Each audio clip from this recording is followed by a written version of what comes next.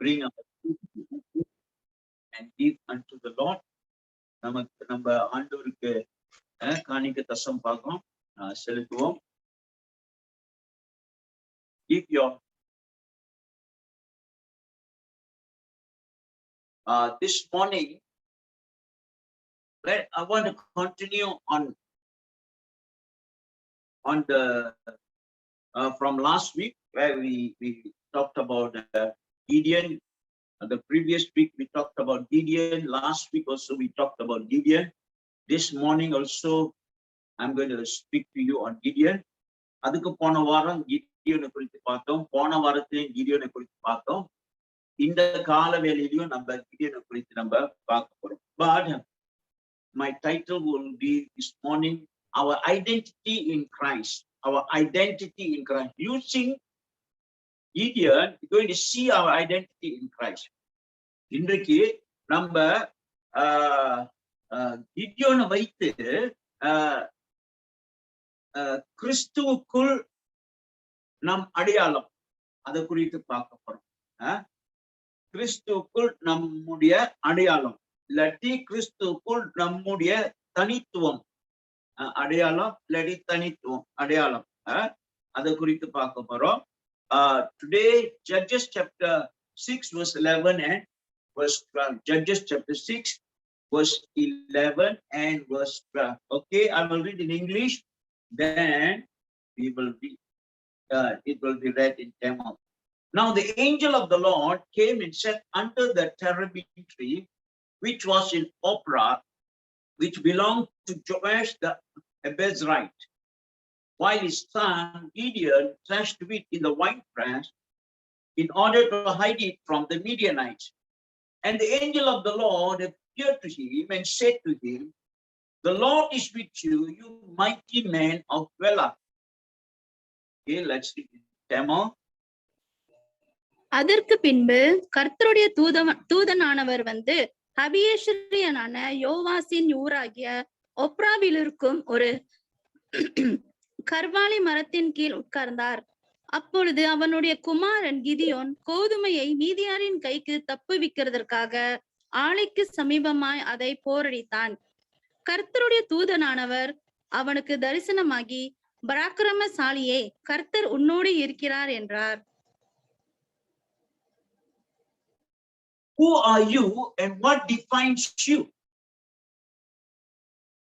நீங்கள் யாரு, உங்களை என்ன விவரிக்கிறது?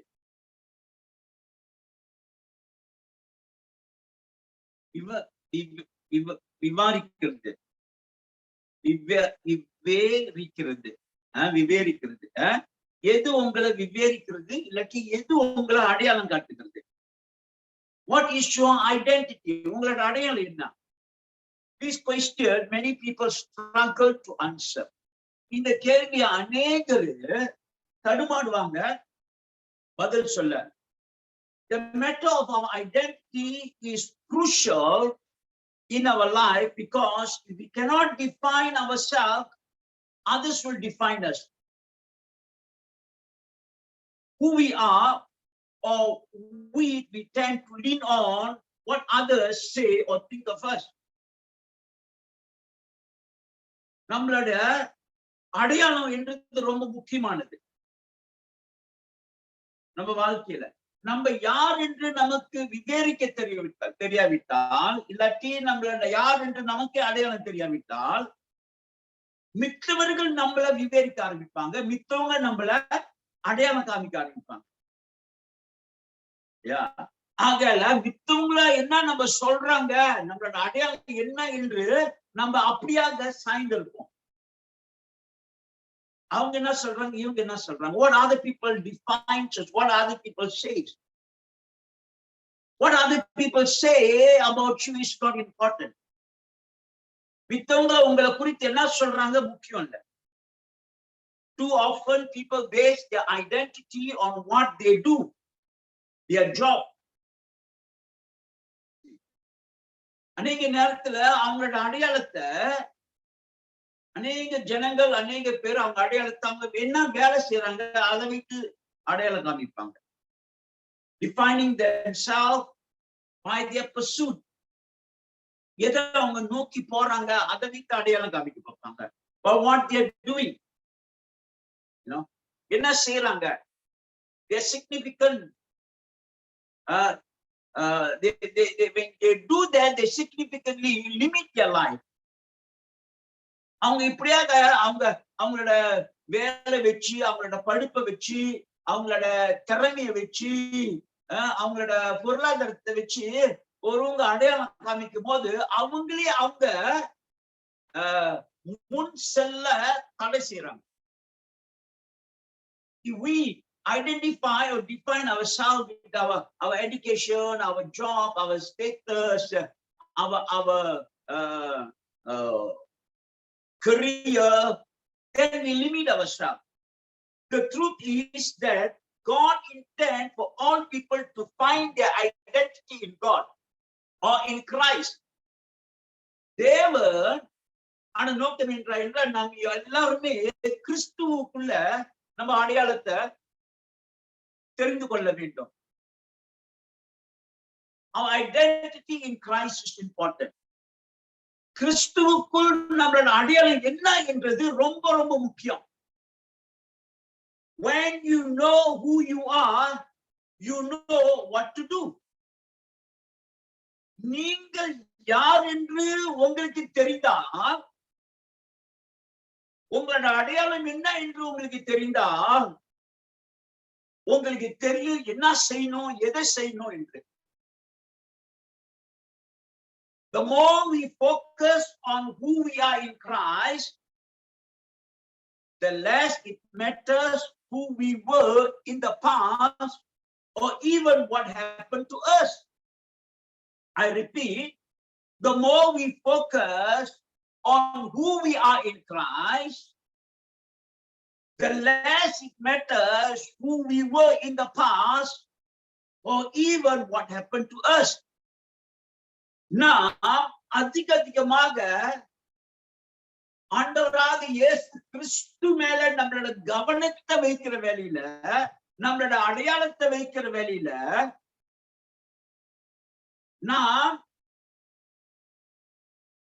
நாம் முந்தி எப்படி இருந்தோம், நமக்கு என்ன முந்தி நடந்தது, இதெல்லாமே அவசியம் இல்லாம ஆகிவிடும், முக்கியம் இல்லாம ஆகிவிடும். நான் திருப்பி உங்களுக்கு சொல்லுகிறேன், நம்ம அதிகமாக நம் அடையாளத்தை, நம்மளோட கண்ணோக்கத்தை ஆண்டவராக இயேசு கிறிஸ்து மேல வைக்கிற வேலையில நாம் முந்தி எப்படி இருந்தோம், நமக்கு நம்ம வாழ்க்கையில எதெல்லாம் நடந்ததா இருக்கணும், நடந்திருந்தா அதெல்லாம் முக்கியம் இல்லாம அவசியம் இல்லாம. If your identity is found in Christ, then it matters less and less what people think of you. If your identity is found in Christ, then it matters less and less what people think of you.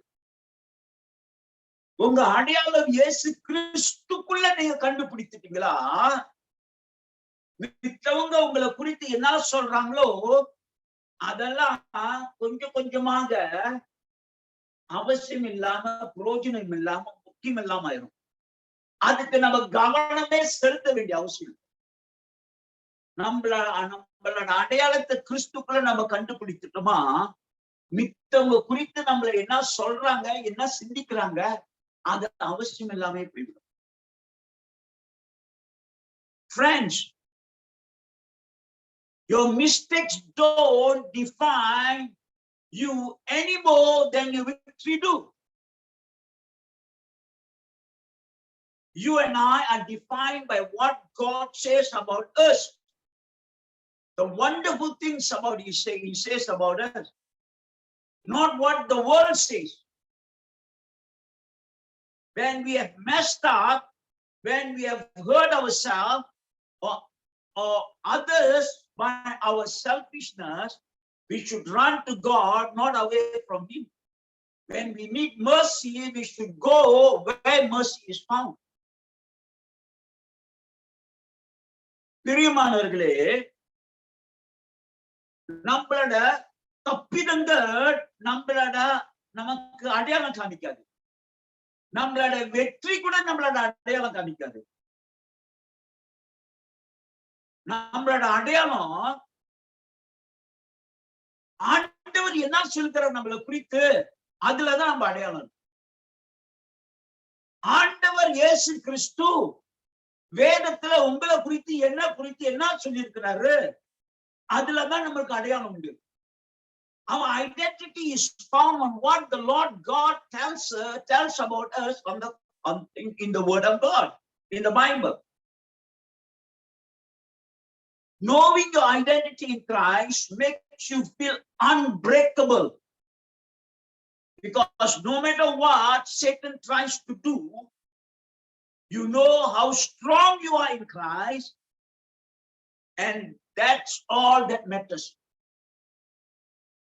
Knowing your identity in Christ makes you feel unbreakable, because no matter what Satan tries to do to you, you know how strong you are in Christ, and that's all matters. இயேசு கிறிஸ்துக்குள்ள உங்க அடையாளத்தை உங்களுக்கு தெரிஞ்சிச்சுன்னா, இயேசு கிறிஸ்துக்குள்ள உங்க அடையாளத்தை நீங்க அறிந்தீங்களா, உங்களுக்குள்ளே நீங்க உணர முடியும். எதுவுமே உங்களை உடைக்க முடியாது, எதுவுமே உங்களை உடைக்க முடியாது, எதுவுமே உங்களை அசைக்க முடியாது. ஏன் தெரியுங்களா? சாத்தானவன், பிசாசானவன், எதிரியானவன் என்ன செஞ்சாலும் உங்களுக்கு தெரியும் நீங்க கிறிஸ்துக்குள்ள பலனா இருக்கீங்க. அதான் நான் திருப்பி சொல்லுகிறேன், உங்க அடையாளத்தை இயேசு கிறிஸ்துக்குள்ள அறிந்து கொண்டீங்களா, எதுவுமே உங்களை உடைக்க முடியாது, எதுவுமே உங்களை அசைக்க முடியாது. ஏனென்றால் என்ன பிசாசு செஞ்சாலும் உங்களுக்கு தெரியும் நீங்க கிறிஸ்துக்குள்ள பலனா இருக்கீங்க. அதான் முக்கியம். Jesus Christ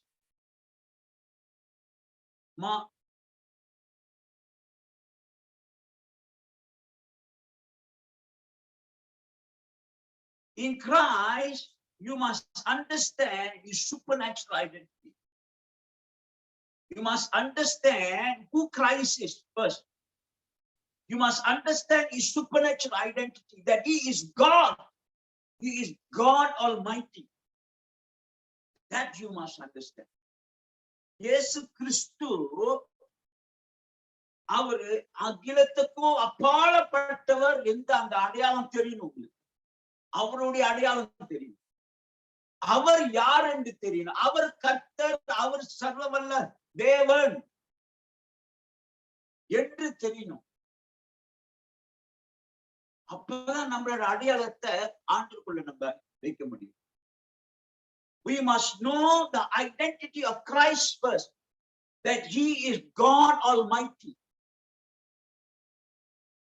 Then our identity in Christ will be unmovable.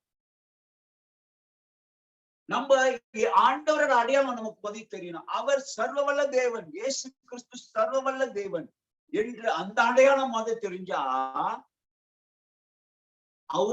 அவருக்குள்ள நம்ம அடையாளத்தை நமக்கு தெரியும். The more you affirm you are in Christ, the more your behavior will begin to reflect your true identity. The more you reaffirm who you are in Christ, the more your behavior will begin to reflect your true identity. அதிகமாக உங்களுக்கு உறுதி கொண்டால், நீங்க இயேசு கிறிஸ்துக்குள்ள நீங்க யார் என்று அதிகமாக நீங்க உறுதி கொண்டால், உங்களோட கொள்கை எல்லாமே அவரு போல மாறும். உங்களோட கொள்கை எல்லாமே அவரைத்தான் வெளிப்படுத்தும். உங்களோட கொள்கை, உங்களோட நடத்தை எல்லாமே அவரை தான் வெளிப்படுத்தும். அதிகமாக உங்களோட அடையாளத்தை கிறிஸ்துக்குள்ள நீங்க அறிந்து கொண்டா உங்களோட கொள்கை, உங்களோட நடத்தை எல்லாம் அவரை வெளிப்படுத்தும். Daniel chapter 11 verse 32. Daniel chapter 11 verse 32 says, the part B, but the people who know their God shall be strong and do great exploit. தமிழ்ல வாசிப்போம். தானியேல் 11:32 வசனம். அந்த இரண்டாவது பாகம்.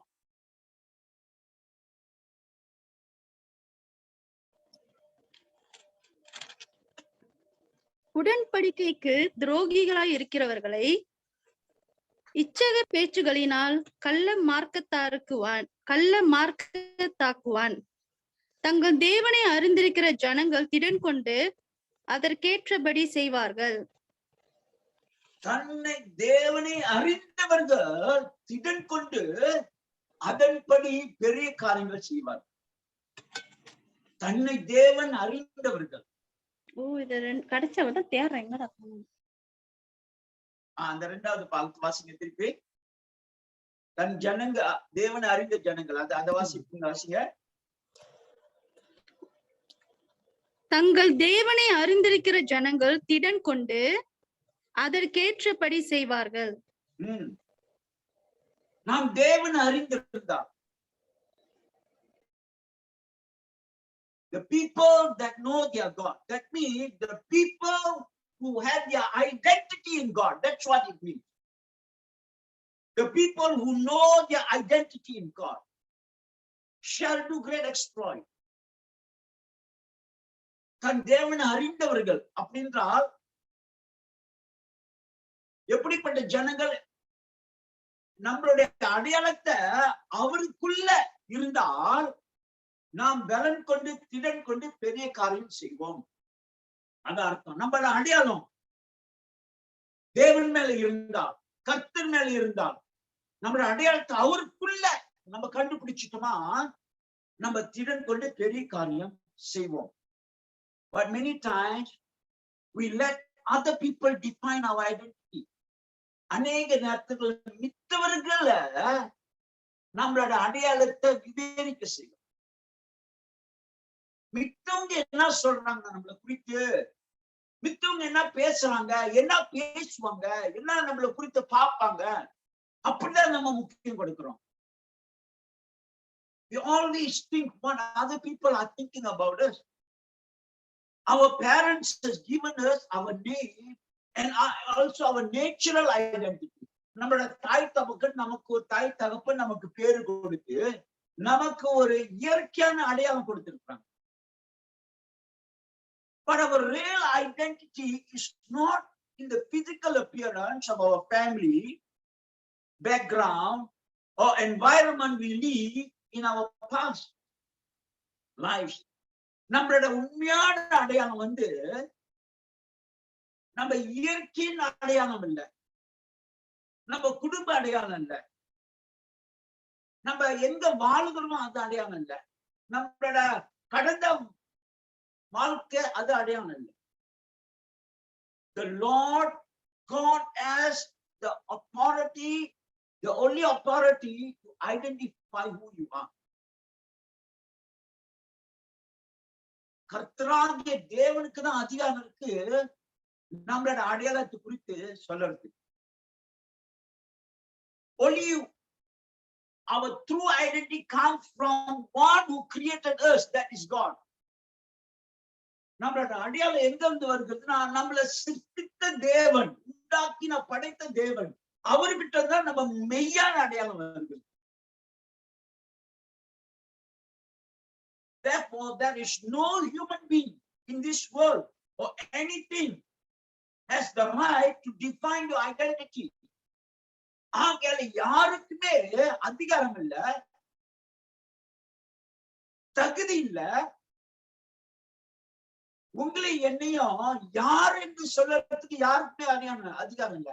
நம்ம அடையாளத்தை விவரிக்க, வெளிப்படுத்த, சொல்றதுக்கு யாருக்குமே அதிகாரம் இல்லை, யாருக்குமே தகுதி இல்லை. ஒரேவருக்கு தான் தகுதி இருக்குது, ஒரேவருக்கு தான் அதிகாரம் இருக்குது. அதுக்கு அவரு ஆண்டவராக இயேசு கிறிஸ்து, ஆண்டவராக கர்த்தர் பிதா, அவருக்கு தான் நமக்கு அதிகாரம். Only God the Father, the Heavenly Father has right to define and identify who we are. You are not identified by your past. உங்களோட கடந்த நாட்கள் வாழ்க்கை வைத்து உங்களை அடையாளம் வைக்க முடியாது, விவரிக்க முடியாது. You are not defined by what other people called you. மித்தவங்க உங்களை குறித்து என்ன கூப்பிடுகிறாங்க, சொல்லுகிறாங்க, அதை வைத்து அடையாளம் வைக்க முடியாது, விவரிக்க முடியாது. It doesn't matter what you call yourself also. நீங்க உங்களை குறித்து என்ன கூப்பிடுகிறீங்களோ நினைக்கிறீங்களோ அது கூட முக்கியம் இல்ல.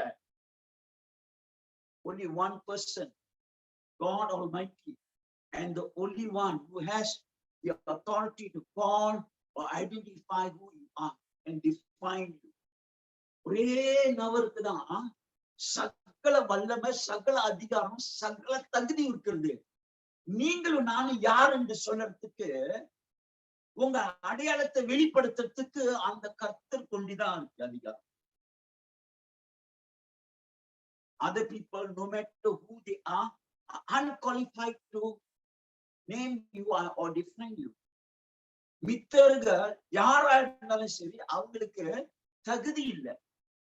உங்களை பேரிடையோ, உங்களை விவேரிக்கையோ, உங்களை அடையாளம் காமிக்கையோ நீங்க யார் என்று சொல்றதுக்கு அதிகாரம் இல்லை. Your past circumstances may have made things difficult for you, but they have no authority to define you. உங்களோட கடந்த வாழ்க்கை ஒரு ஒரு ஒரு ஒரு ஒரு பயங்கரமான வாழ்க்கையா இருக்கலாம், ஒரு பிரச்சனையான வாழ்க்கையா இருக்கலாம், ஒரு கஷ்டமான துன்பமான வாழ்க்கையா இருக்கலாம். அது கூடங்க உங்களை அடையாளத்தை வெளிப்படுத்த. Your past history may be marked, but it has no power to authorize who you are. உங்களோட பழைய வாழ்க்கை மோசமான வாழ்க்கையா இருந்தா கூட அது கூட உங்களை அடையாளத்தை உறுதிப்படுத்த முடியாது. It may be what your friends call you, your family call you, or others call you, did to you, may have hurt you or pained you, or people may have belittled you, but they have no power to define you. மித்தவங்களை உங்களை என்னென்னமோ கூப்பிட்டுருக்கலாம், பேர் சொல்லியிருக்கலாம். உங்க குடும்பத்துல கூட உங்களை மட்டமா நினைத்திருக்கலாம், உங்க நண்பர்கள் உங்களை மட்டம் நடத்திருக்கலாம், உங்க சொந்தக்காரர் உங்களை மட்டமா நடந்திருக்கலாம், கூப்பிட்டு இருக்கலாம், பேசியிருக்கலாம், சொல்லியிருக்கலாம்.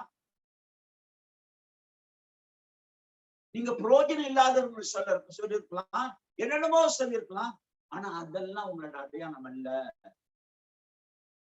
அதெல்லாம் உங்களோட அடையாளம் அல்ல.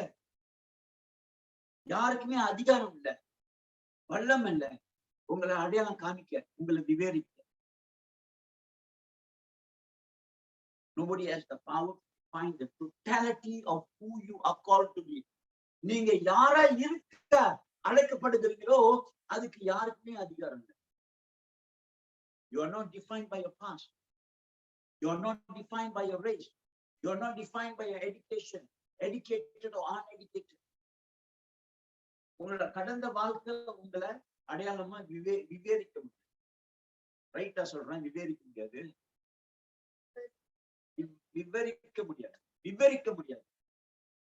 உங்களோட கடந்த வாழ்க்கை உங்களை விவரிக்க முடியாது. உங்களோட நீங்க என்ன ஜாதி, என்ன நீங்க அது உங்களை விவரிக்க முடியாது. சில பேருக்கு ஜாதி இதெல்லாம் பார்ப்போம், அது உங்களை விவரிக்க முடியாது. விவரிக்க முடியாது, விவரிக்க முடியாது.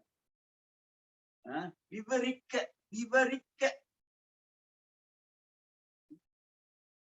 எழுதி எதுக்கும் கொஞ்ச நேரம்.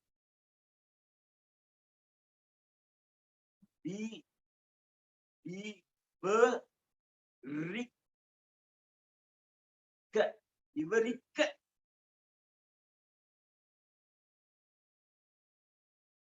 விவரிக்க முடியாது. நீங்க படித்தவங்களோ படிக்காதவங்களோ அது உங்களை விவரிக்க முடியாது. நீங்க பணக்காரோ ஏழையோ அது உங்களை விவரிக்க முடியாது. விவரிக்க முடியாது. Whether you are rich or poor, educated or uneducated, that cannot define you. Your status cannot define you. நீங்க எந்த உயர்வு இருக்கீங்களோ தாழ்மையில இருக்கீங்களோ எப்படி நிலைமையில இருக்கீங்களோ அதெல்லாம் உங்களை விவரிக்க முடியாது. உங்க கடந்த வாழ்க்கை, your background, your past, the color of your skin cannot define you. உங்களோட கடந்த வாழ்க்கை, உங்களோட நிறம் கூட உங்களை விவரிக்க முடியாது.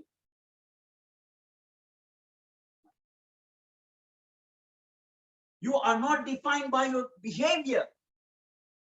உங்களை நடத்த கூட உங்களை விவரிக்க முடியாது. Please, I am not suggesting to you to behave badly or negatively. Don't get me wrong. I hope you understand what I'm saying. உங்களோட கொள்கை, உங்க நடத்த கூட உங்களை விவரிக்க முடியாது. அதனால நீங்க எப்படி வேணாலும் நடந்துங்க, இன்னும் நான் சொல்ல வரல. Your failures doesn't define you. You're not defined by your failures. உங்களோட தோல்வினால அது உங்களை விவரிக்க முடியாது. Your struggles, your feelings, your emotion, your circumstances, they cannot define you. உங்களோட தோல்விகள், உங்களோட கஷ்டங்கள், உங்களோட உணர்வுகள், உங்களோட சூழ்நிலைகள், இன்னைக்கு இருக்கும் நாளைக்கு இல்ல, இதெல்லாம் கூட விவரிக்க முடியாது. Your philosophy, your ideology, the current trend, the fashion, the world system, nothing can define or identify you. இந்த உலகத்தில் உள்ள எந்த காரியமோ ஃபேஷனோ நீங்க எப்படி உடுத்துறீங்க அது கூட விவரிக்க முடியாது. உங்களோட நம்பிக்கை இல்ல. We are defined and identified by what God says you are. That doesn't change.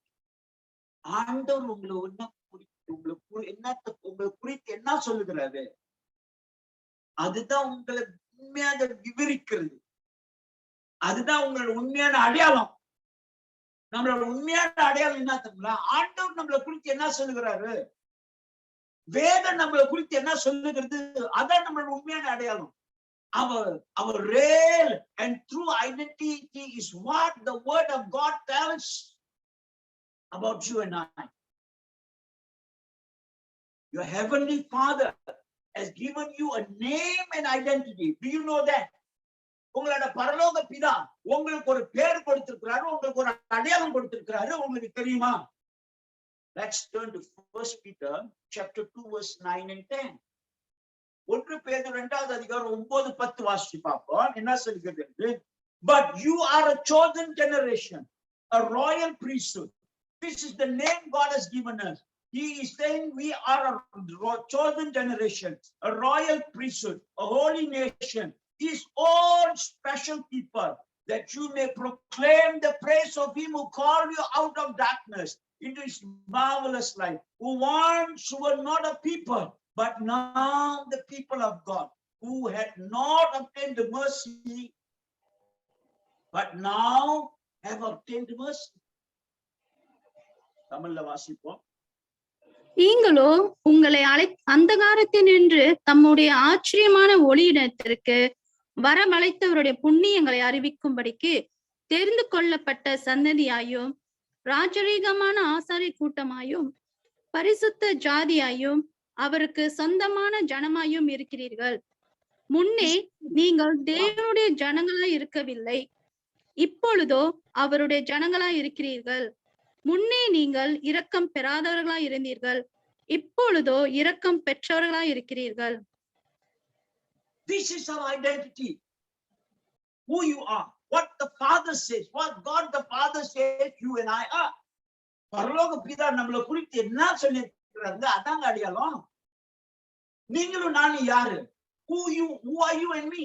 He says you are a chosen generation. You are a royal priest, not any kind of priest. You are a royal priesthood. You are a holy nation, His own special people.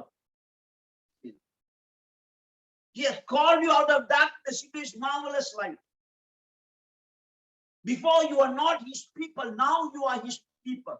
Before you have not obtained the mercy, but now you have to obtain the mercy. That is your identity. உனக்கு அடையாளம் என்னங்க?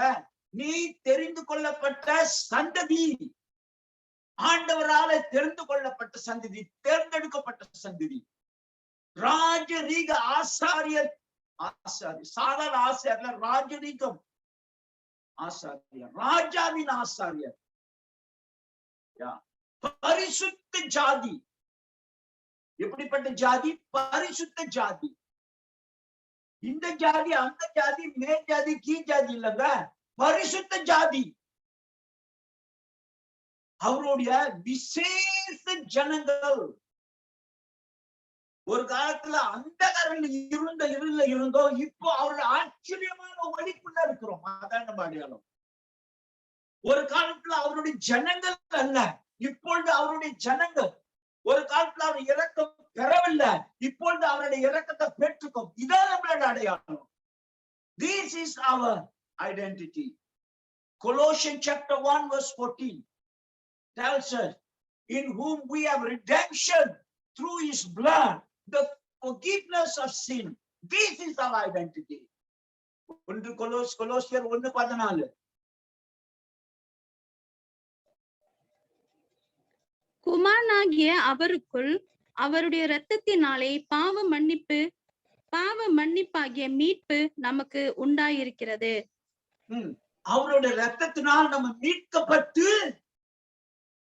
பாவ மன்னிப்பு பெற்றிருக்கோம். ஆனா நம்முடைய அடையாளம், we are the redeemed of the Lord. நம் கர்த்தரால மீட்கப்பட்டவர்கள், தேவனால மீட்கப்பட்டவர்கள். You are forgiven by His blood. அவர் ரத்தத்தினால பாவ மன்னிப்பு பெற்றுக் கொண்டிருக்கீங்க. அதான் நம்மள அடையாளம். What does Titus tells us about this? In Titus chapter 2 verse 14, Titus 2:14 ஆண்டவர் என்ன சொல்கிறார் பாருங்க. Who gave Himself for us, that He might redeem us from every lawless deed and purify for Himself His own special people, zealous for good works. அவர் நம்மை சகல அக்கிரமங்களினின்று மீட்டுக்கொண்டு நமக்குரிய சொந்த ஜனங்களாகவும் நற்கிரிகளை செய்ய பக்தி வைராக்கியம் உள்ளவர்களாகவும் நம்மை சுத்திகரிக்கும்படி நமக்காக தம்மை தாமே ஒப்பு கொடுத்தார். நம்மளை மீட்டு அவருடைய சொந்த விசேஷ ஜனமா ஆக்கி இருக்கிறாரு. நற்கிரிகள் செய்யும்படியா நம்மளோட அடையாளம். This is our identity. There are so many other scriptures I can give you that tells us our identity in Christ. So many. You will even have no time. உங்களுக்கு மித்த வேதங்களை நான் கொடுக்க முடியும். கிறிஸ்துக்குள்ள நமக்கு உள்ள அடையாளங்களை அதெல்லாம் கொடுத்த நேரமே பத்தாது. Remember, you are not a mistake. You are not a mistake that you are born in this world. நீ ஒரு தப்பு இல்ல. நீ இந்த உலகத்துல பிறந்தது ஒரு தப்பு இல்ல. தப்பி தவறி நீ உலகத்துல பிறக்கல. You are not born into this world by mistake or by accident.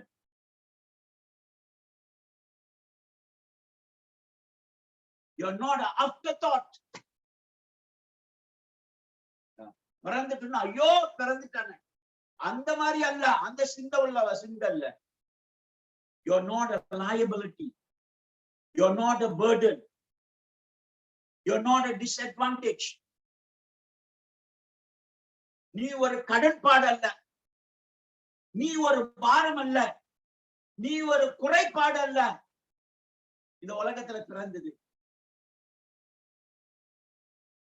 இப்படிதான் நம்ம சொல்லுவாங்களா தமிழ் ஜனங்க. ஒன்னவே பெத்தன ஒரு மாட்டை பெத்ததுனால பொறுப்பாது. This is what the Indian people talks about. They are better than I gave birth to a cow than to you.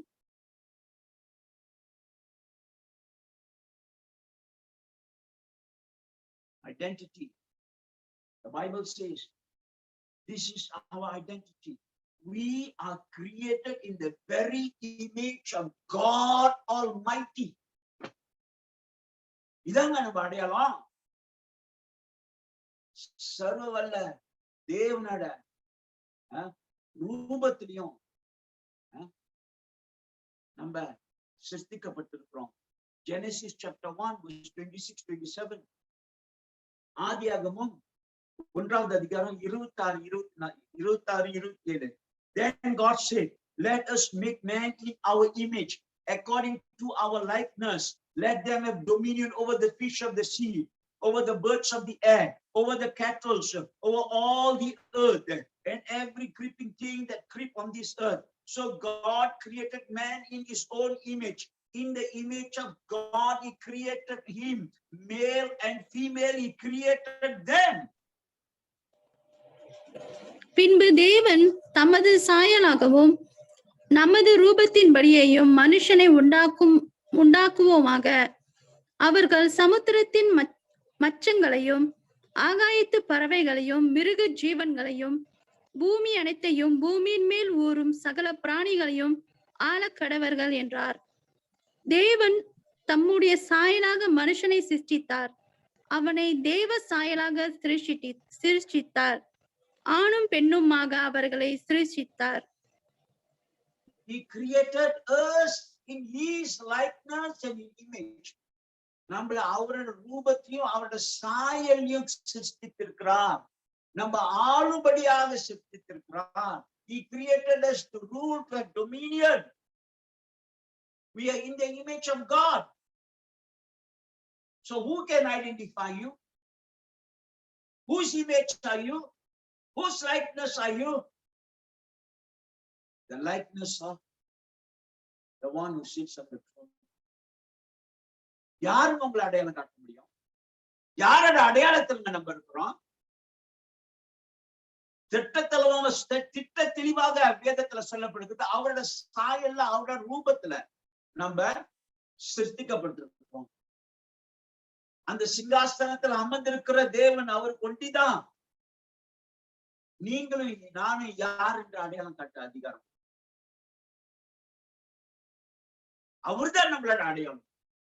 He is our image. He is our likeness. He is our identity. Every aspect of your physicality.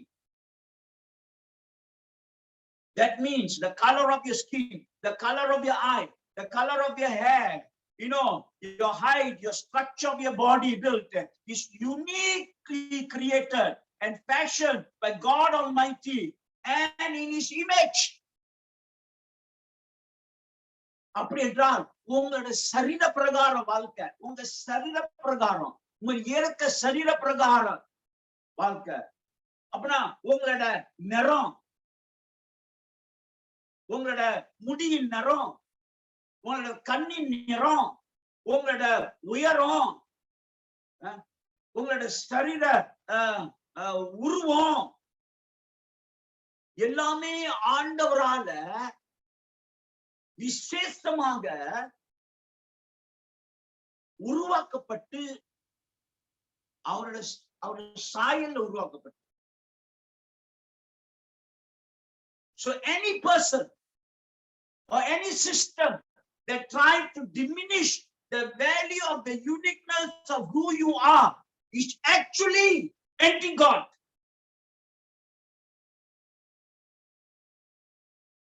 Because we are an expression of the creative geniusness of God. எந்த மனுஷனோ எந்த அதிகாரமோ யாரா இருந்தாலும் சரி, ஆண்டுக்குள்ள அடையாளத்தை அத கூச்சலா பேசினார், குறைவா பேசினார், தாக்கி பேசினார், குறையா பேசினார், ஆண்டோட விசேஷ சிருஷ்டிப்புனா அதை குறித்து குறையா பேசினா அவங்க ஆண்டவரை எதிர்க்கிறது போல. ஏன் தெரியுங்களா? அவரோட ரூபத்திலும் சாயலையும் நம்ம படிக்கிறோம். Not only that, even your personality is the creative expression of the geniusness of God. உங்களோட நடத்தை அமைப்பு கூடங்க அவரால உருவாக்கப்பட்டது. You are not introvert by mistake. Introvert means that, like, you know, like some person are very quiet, they are loner, they are solitary, they are calm. It's not that you are introvert. No. That's how God created you to be. சில பேர் பாருங்க அமைதியா இருக்கிறவங்க, அது தப்பு இல்ல, அது குறை இல்ல. ஏங்க அவன் அமைதியாவே இருக்கிறான்? அப்படியே ஆண்டவர் படைத்திருக்கிறாரு. அவன் தனியாமே இருக்கிறவங்க பழக மாட்டான். அப்படிதான் அவன் ஆண்டவர் அவனை படைத்திருக்கிறாரு. You are not extrovert by mistake. That means you are those who are extrovert, those who are approachable, those who are open, those who are sociable, easy going. சிலர் பாருங்க கலகலன்னு பேசுவாங்க, அது தப்பு இல்ல. சுலபமா பழகுவாங்க, எல்லாமே சுலபமா எடுத்துக்கொள்வாங்க. ஏன்னா ஆண்டவர் அப்படி படித்திருக்கிறாரு. ஏன் அவங்க அப்படி ஏன் எல்லாத்துலயுமே போய் கலந்து கொள்றாங்க, எல்லாத்துலயும் பேசுறாங்க, எல்லாத்துலயும் கூட்டாளி படிச்சுக்கிறாங்க, வேற என்ன இவரு? அப்படி ஆண்டவர் படித்திருக்கிறாங்க. அவங்க ஏன் ரொம்ப தனிமையா இருக்கிறாங்க? அப்படியே ஆண்டவர் அவங்கள படித்திருக்கிறாரு. That personality, God has created everything. The psychologists will say some are sanguine, penguin, penguin, or porcupine, whatever nonsense. Psychologists சொல்லுவாங்க இந்த sanguine, penguin, monquine, என்ன coin ஆனா சரி. You are who God created you to be. Be yourself. ஆண்டவர் உங்களை என்ன எப்படிங்க சிக்ஷித்தாரு, அதுதான் நீங்க அப்படியே இருங்க. Even your weakness is not a liability. Even your weakness is not a liability.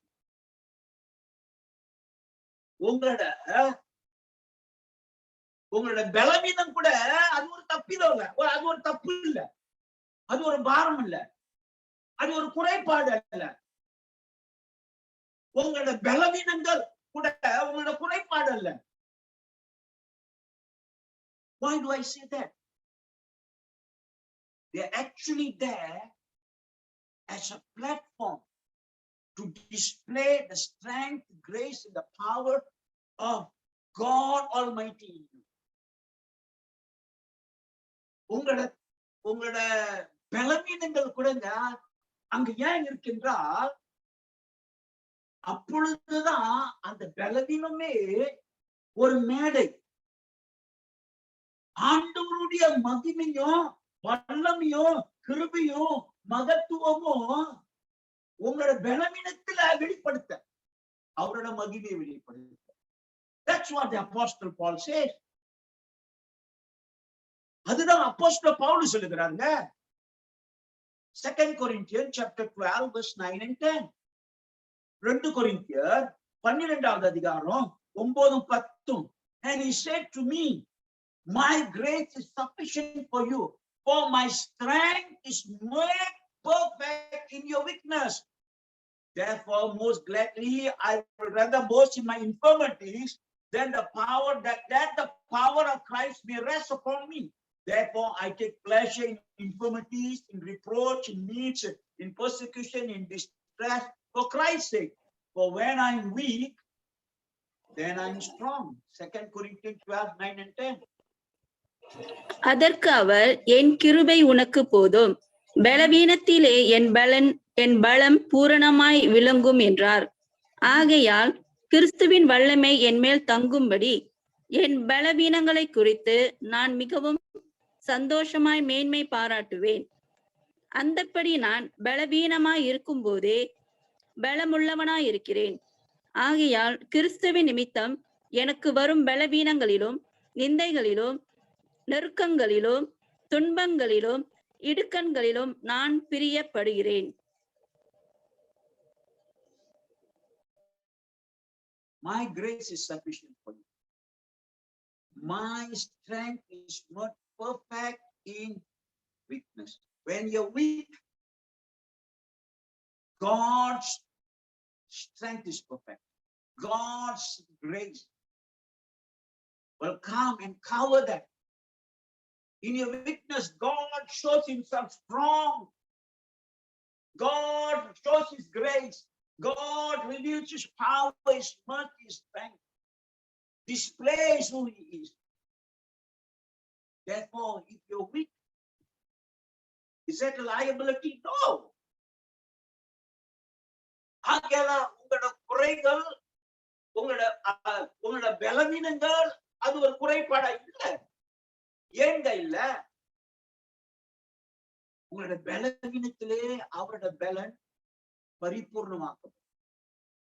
உங்களோட பலவீனத்திலே அவருடைய மகிமை வெளிப்படும், அவருடைய வல்லமை வெளிப்படும், அவருடைய கிருபை வெளிப்படும், அவருடைய அற்புதங்கள் வெளிப்படும்.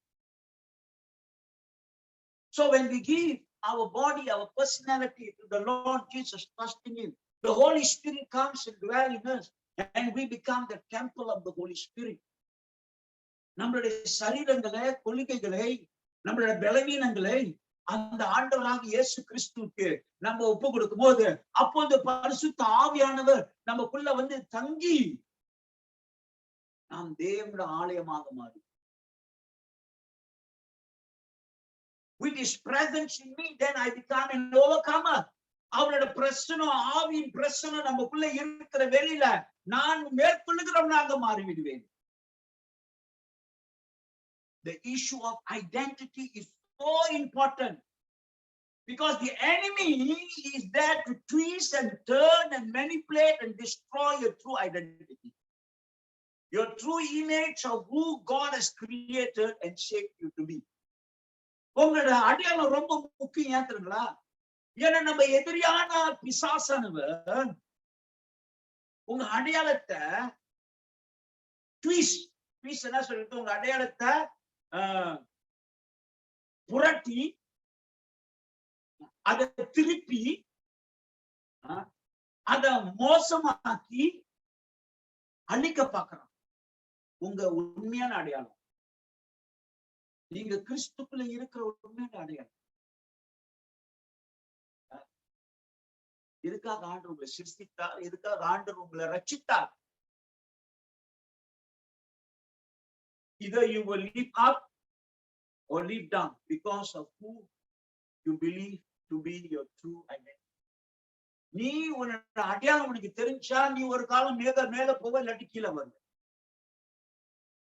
We see in Genesis chapter 12 that God, called an obscure man from a small town, man called Abraham, and plucked him out of a small town. And the first thing that God did to him was to change his name from Abraham to Abraham. Change his identity. ஆதியாகமம் 12வது அதிகாரத்துல ஆண்டவராகிய தேவன் ஒரு சிறிய மனிதன், பேர் தெரியாதவன், ஒரு சின்ன பட்டணத்துல உள்ள ஒருவனை, ஆபிரகாம் என்றவனை தேர்ந்தெடுத்து அவனை என்ன தெரியுங்களா, அவனுக்கு என்ன செய்தார், அவனை தேர்ந்தெடுத்து அவனை அடையாளத்தை மாத்தினாரு. நீ ஆபிரகாம் இல்ல, ஆபிரகாம். அடையாளத்தை மாத்தினார். Abraham identity. இப்ப நீ ஆபிரகாம், விசுவாசத்தின் தந்தை, தேசங்களின் தந்தை. Now you are Abraham, the father of faith, the father of nations. Change his identity. After he changed his identity, God changed the GPS of his coordination. He's heading somewhere, and God changed his GPS and brought him somewhere to the right place. அவனோட பேரை ஒண்டி மாத்தல, அவனோட GPS, அவன் எங்க போகிறான், அவனோட திசையை மாத்தி வேற எங்கேயோ போயிட்டு இருக்கான், திசையை மாத்தி சரியான திசையில நடத்தினார். அவர் எங்கேயோ போயிட்டு இருக்கார், ஆனா அவரோட திசையை மாத்தி சரியான பாதையிலே போவைக்கிறார். அதுதான் ஆண்டவர் செய்வார். நம்ம அடையாளத்தை மாத்தினா நம்மளோட திசையை மாத்தி விடுவார். When God changed our identity, He also changed our destiny where we are going. நம்ம அடையாளத்தை மாத்தினா தேவன் என்ன செய்வாரு, நம்மளோட இலக்கு மாத்தி விடுவார். நம்ம அடையாளத்தில் தான் நம்ம இலக்கு அடங்கியிருக்கிறது. Our identity, our destiny depends on our identity. Now God said to Abraham, Abraham, I'm going to create a new generation out of you. ஆண்டவர் ஆபிரகாம் சொல்கிறார், உங்களுக்கு ஒரு புதிய ஒரு சந்ததியை நான் எழுப்ப போறேன். They will be mine and I will be theirs. அவர்கள் எனக்கு சொந்தமானவர்கள், நான் அவர்களுக்கு சொந்தமான. I will set them apart. அவங்கள ஒதுக்கி வைக்கிறேன், தனியாக பிரித்து, அவங்களை பிரித்தெடுத்து, ஒதுக்கில பிரித்தெடுத்து வைக்கிறேன்.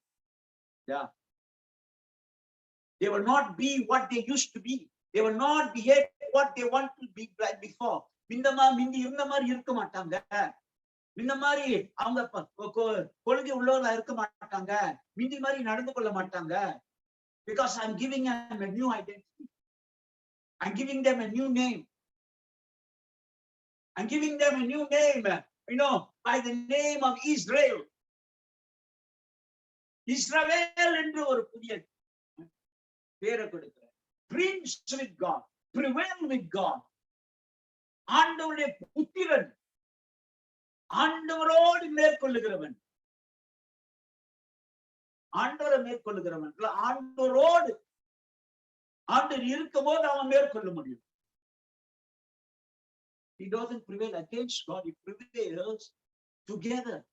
When God is with him, he will prevail all things. They will bear my name, God says. அவர்கள் என் நாமத்தை சுமப்பார்கள். They will bear my image. They will bear my provision, my blessing, my promises. என்னோட அடையாளம், என்னோட பெயரை, என்னோட ஆசீர்வாதங்களை, என்னோட சத்தியங்களை எல்லாமே அவர்கள் மேல வைப்பேன். அவங்களுக்கு ஒரு புது அடையாளம் நான் கொடுப்பேன். I will give them a new identity. If only they can align themselves with my identity, then my blessings will explode in their life. அவங்களோட கொள்கை, சிந்தைகள், எண்ணங்கள் எல்லாமே என்னோட அடையாளம் பிரகாரம் இருந்தால் அவங்க வாழ்க்கையில பரலோகத்தை திறந்து ஆசீர்வாதத்துக்கு மேல ஆசீர்வாதத்தை நான் பொழிந்தருள்வேன் என்று ஆண்டவர் சொல்லிட்டார்.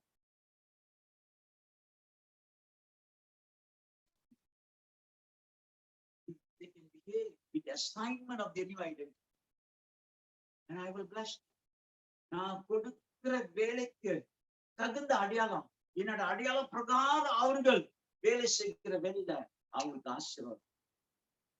It is not what you feel, what you believe, what you feel, your emotion, or it's not according to your circumstances or what other people say about them. That it does not matter. அவங்களோட சூழ்நிலைகள்ல எப்படி அவங்க உணர்றாங்க, அவங்கள பத்தி என்ன சொல்றாங்க, அதெல்லாம் முக்கியம் இல்ல. If they would act and live according to my identity, then they will be treasured, special people. அவர்கள் என்ன அடையாளம் பிரகாரம் விசுவாசத்தை நம்பித்து கொள்கை கொண்டாங்களா, பின்தொடர்ந்தாங்களா, எண்ணங்களை மாற்றி கொண்டாங்களா? இந்த உலகத்திலே அவர்கள் விசேஷ ஜனங்களாக எனக்கு இருப்பார்கள். But the children of Israel in the Old Testament are like you and me, they always forget their identity. இது இஸ்ரவேல் ஜனங்கள் உங்களை போல நம்ம போலதான் அவங்களும் எப்போதுமே நம்மளோட அடையாளமா நம்ம மறந்துடும். நம்ம யாருன்ற நம்ம மறந்துடும். Again and again in the Old Testament, the people of Israel were seduced by the idols.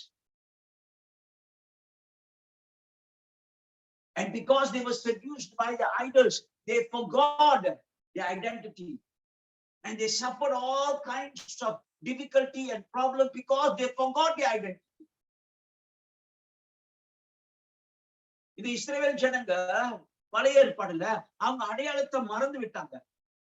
மறந்ததுனால விக்கிரங்களை வணங்க ஆரம்பித்தாங்க.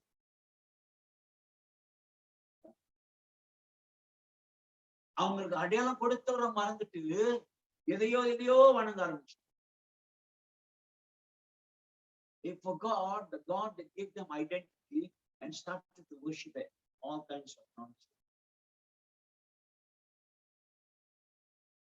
They keep on bending, bowing, and settling below the standard that God has called them. ஆண்டவங்க அழைக்க அந்த ஸ்தானத்துக்கு கீழே வாழ்ந்து கொண்டு God delivered them 400 years from slavery, blessed them in the land with milk and honey. Yeah, living in the land of milk and honey. Yes, they forget their identity. ஆண்டவர் 400 வருஷம் அவர்கள் 400 வருஷத்துல சிறையில் இருந்தவர்களை, அடிமையில் இருந்தவர்களை எகிப்துல இருந்து விடுதலை செய்ய பாலும் தேனும் வடிகிற தேசத்துல அவங்கள நிலைவைத்தார், நிலைநாட்டினார். பாலும் தேனும் வடிகிற தேசத்துல வாழ்ந்து கொண்டே அடையாளத்தமா.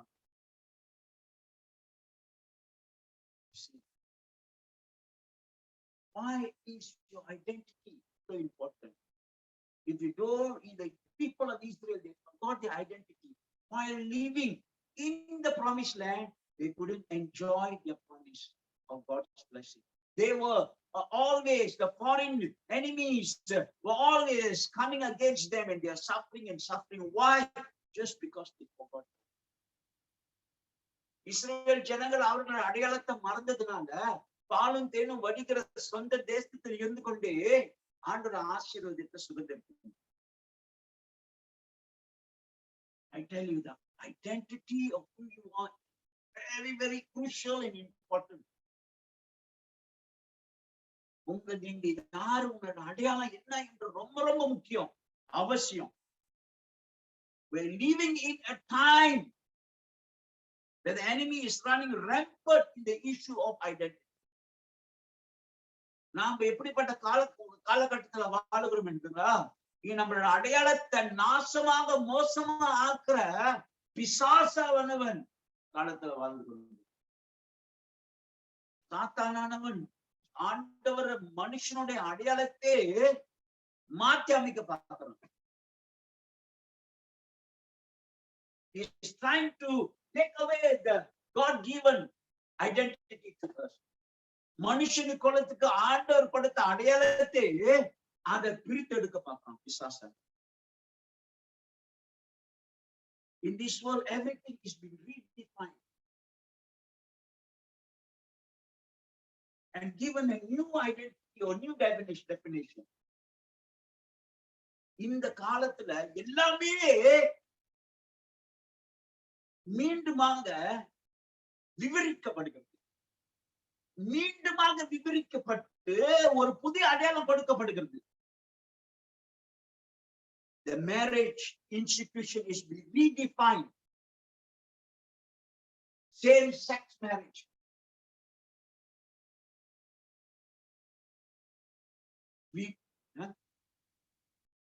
திருமணம் என்றது இப்பொழுது மீண்டுமாக விவரிக்கப்படுகிறது.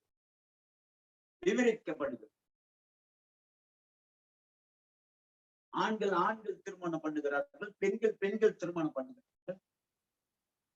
இது ஆண்டவர் கொடுத்த அடையாளம் இல்லைங்க. ஆண்டவர் கொடுத்த அடையாளமா? இல்லவே இல்லையே. This is not God given identity for marriage, but the devil is trying to redefine it.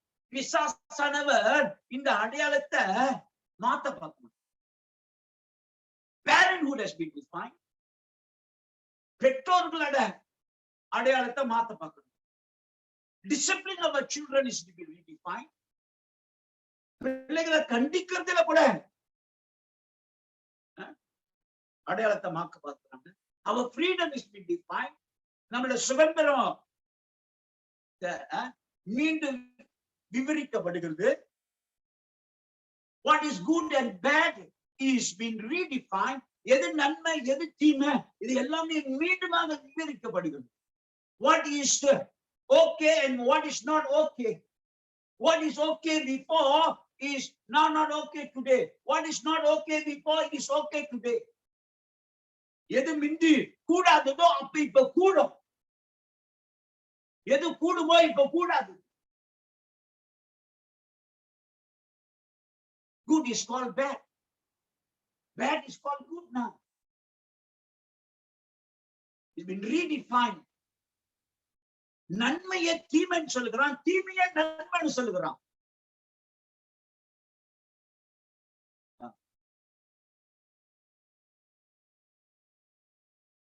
ஒரு மைலோ டின்ன திருடுனா 6 மாசம் ஜெயிலு. கோடி கோடி கோடி திருடுனா விடுதலை.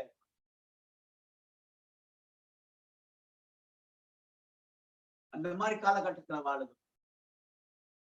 If we steal 1 Milo tin, 6 months jail. If we steal millions and billions and billions, you can go free. That is the kind of days we are living.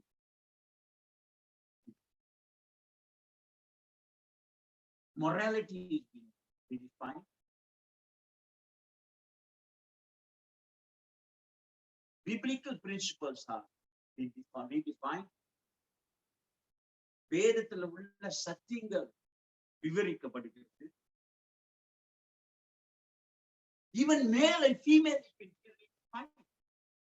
ஆண்கள் யாரு பெண்கள் யாரு என்று கூட விவரிக்கப்படுகிறது.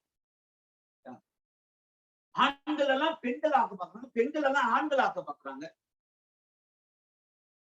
Men all want to be women, women all want to be men.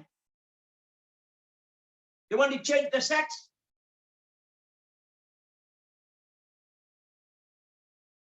Everything is, the devil is trying to redefine. That's why we must stand for our identity in God. அதனால ஆண்டவருக்குள்ள இருக்கிற நம்மள அடையாளத்துக்காக நம்ம நிக்கணும், போராடணும்.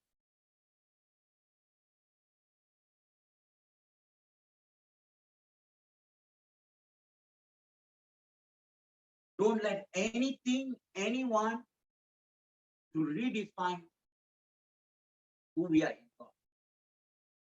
நீங்களும் நானும் ஆண்டவருக்குள்ள யார் என்று மித்தவங்க அடையாளம் காட்டக்கூடாது. All the ungodly morons and goons and nonsense want to redefine our life.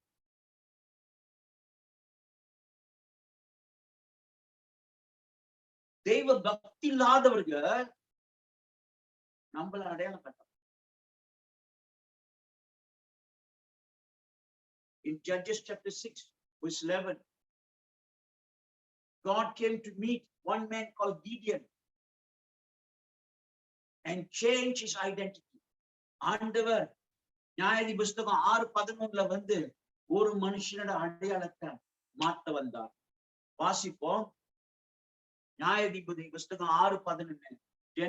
Judges 6:11.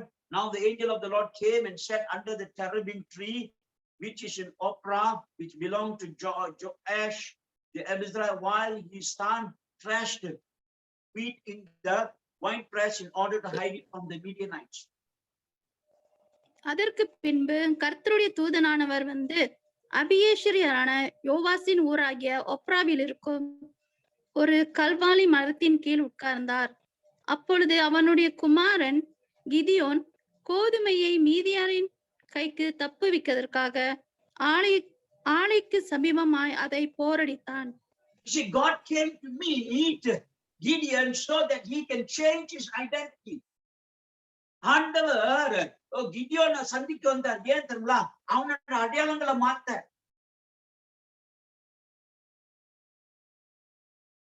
We know that Gideon was threshing, wheat in the wine press. Gideon கோதுமைய திராட்சரசம் இருக்கிற இடத்துல செய்து கொண்டிருக்கிறான்.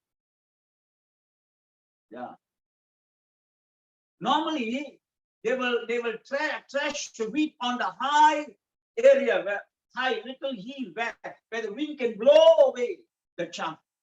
கோதுமை எப்போதுமே எங்க அடிப்பாங்க தெரியுங்களா? உயரமான இடத்துல, ஒரு மலை மாதிரி உயரமான இடத்துல. அப்பதான் அந்த காத்து வந்து அந்த இதெல்லாம் வீசிட்டு அடிச்சுட்டு போயிடும். பயந்து கொண்டு ஆண்டு வந்து சொல்லுகிறாரு, பாலும் தேனும் வடிகிற தேசத்துல வாழுதுனாங்க, ஆனா அடிமையில இருக்கு. ஏன்னா அடையாளத்தை மறந்து 7 வருஷம் அடிமையில இருக்காங்க. ஏன்னா அடையாளத்தை மறந்துட்டாங்க. 7 years they were in captivity because they forgot their identity. And the angel of the Lord came to Gideon and tell him and remind him who he is and who God is. The true identity. He came to Gideon and he said, who are you and who God is? Let's read verse 11 again. Now the angel of the Lord came and sat under the terebinth tree. தேவனாகிய கர்த்தர் வந்து அந்த மரத்தின் அடியிலே உட்கார்ந்தார் என்று வேதம் சொல்லுது. You see, the angel of the Lord, the Bible says, came. Who is this angel of the Lord? This is not any usual angel. This is not the regular angel. இது சாதாரண தேவனோட தூதன் அல்ல. இது தேவனோட தூதன். வாசிப்போம் அந்த 11ஆம் வசனத்தை திருப்பி தமிழ்ல. அதற்கு பின்பு கர்த்தருடைய தூதனானவர் வந்து, கர்த்தருடைய தூதன் என்று சொல்லப்படுது. கர்த்தருடைய தூதன். இந்த கர்த்தருடைய தூதன் யாருங்க? Who is the angel of the Lord? The angel of the Lord is not the normal regular angel. இங்க கர்த்தருடைய தூதன் என்று சொல்லுகிற அந்த வார்த்தை வந்து சாதாரண எப்போதும் தூதன் அல்ல. அந்த தூதன் அல்ல. இந்த தூதன் என்ன தெரியுங்களா? எபிரியர் மொழியில, எபிரியர்ல மூல பாஷையில இது வேற அர்த்தம். The Hebrew original word translated angel of the Lord is Malek Yahweh. Malek Yahweh. எபிரியர் பாஷையில, மூல பாஷையில கர்த்தருடைய தூதன் என்று அந்த வார்த்தைக்கு என்ன எழுதப்பட்டிருக்குன்னா, அந்த மெலக் யாவே, மெலக் யாவே came and sat under the terebinth tree. மெலக் யாவே வந்து அந்த மரத்து அடியிலே அமர்ந்திருந்தார். What does Malek Yahweh means? Malek Yahweh. Malek Yahweh என்னங்க அர்த்தம்? It means the king who rules and reigns. ராஜரீக ஆட்சி செய்கிற ராஜா என்ற அர்த்தம். He is king forever. அவர் என்றென்றும் ராஜாவா இருக்கிறார். That's what it means. So he is not the normal angel. He is not like angel the Michael or angel the Gabriel. சாதாரண angel அல்ல, சாதாரண தூதன் அல்ல, கேப்ரியல் போல மைக்கேல் போல இல்லை. ஒரு மெலக் யாவே. This is Jesus Christ, the Melech Yahweh, stepping out of heaven into earth.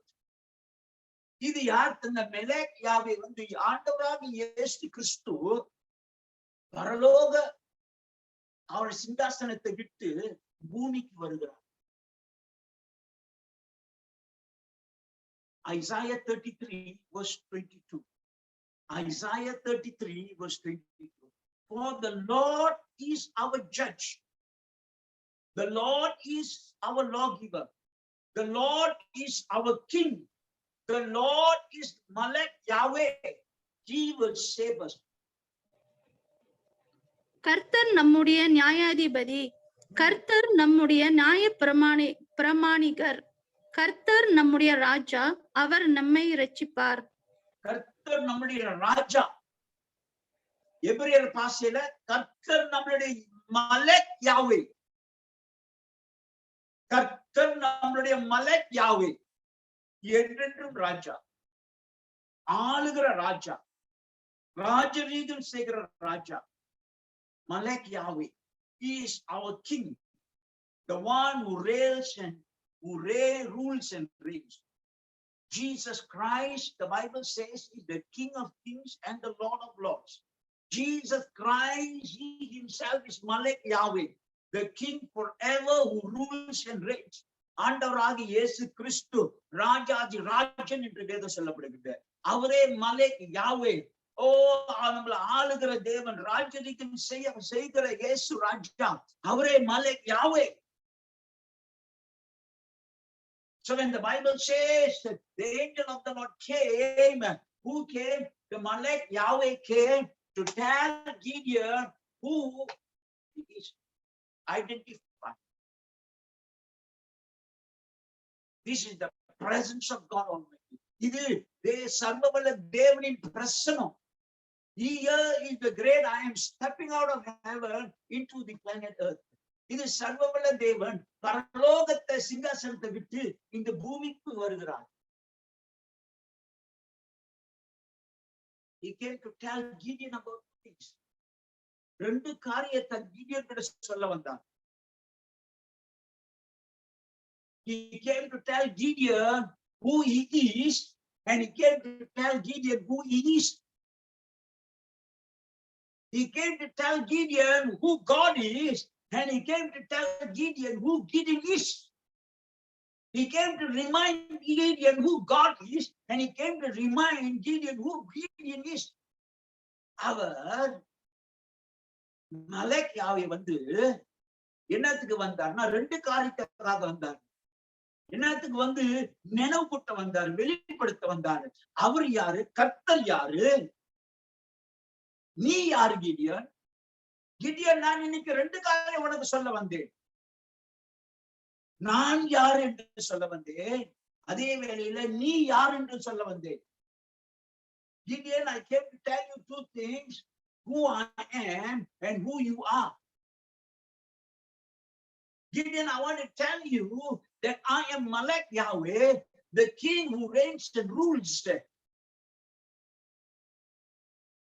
Gideon, நான் உனக்கு வெளிப்படுத்த வந்தேன், நான் யார் என்று வெளிப்படுத்த வந்தேன். நான் மலேக் யாவே, ராஜா, என்றைக்கும் ராஜா, ராஜரீகம் செய்கிற ராஜா, என்றும் ராஜா இருக்கிறவர், நித்தியமாக ராஜாவா இருக்கிற நான் மலேக் யாவே உனக்கு வெளிப்படுத்த வந்திருக்கிறேன். He came, Melech Yahweh, God came to meet one man called Gideon. ஒரே மனுஷனுக்கு ஆக மலேக் யாவே ராஜா வந்தார். ஒரே மனுஷனுக்கு. God came for one man, Gideon. Maybe this morning God is coming for one person. That may be you. ஒரு காலம் அந்த ஒரு ஆள் நீங்களா இருக்கலாமா? இருக்கக்கூடாதா? மலேக் யாவே உங்களுக்காக வந்திருக்கிறாங்க.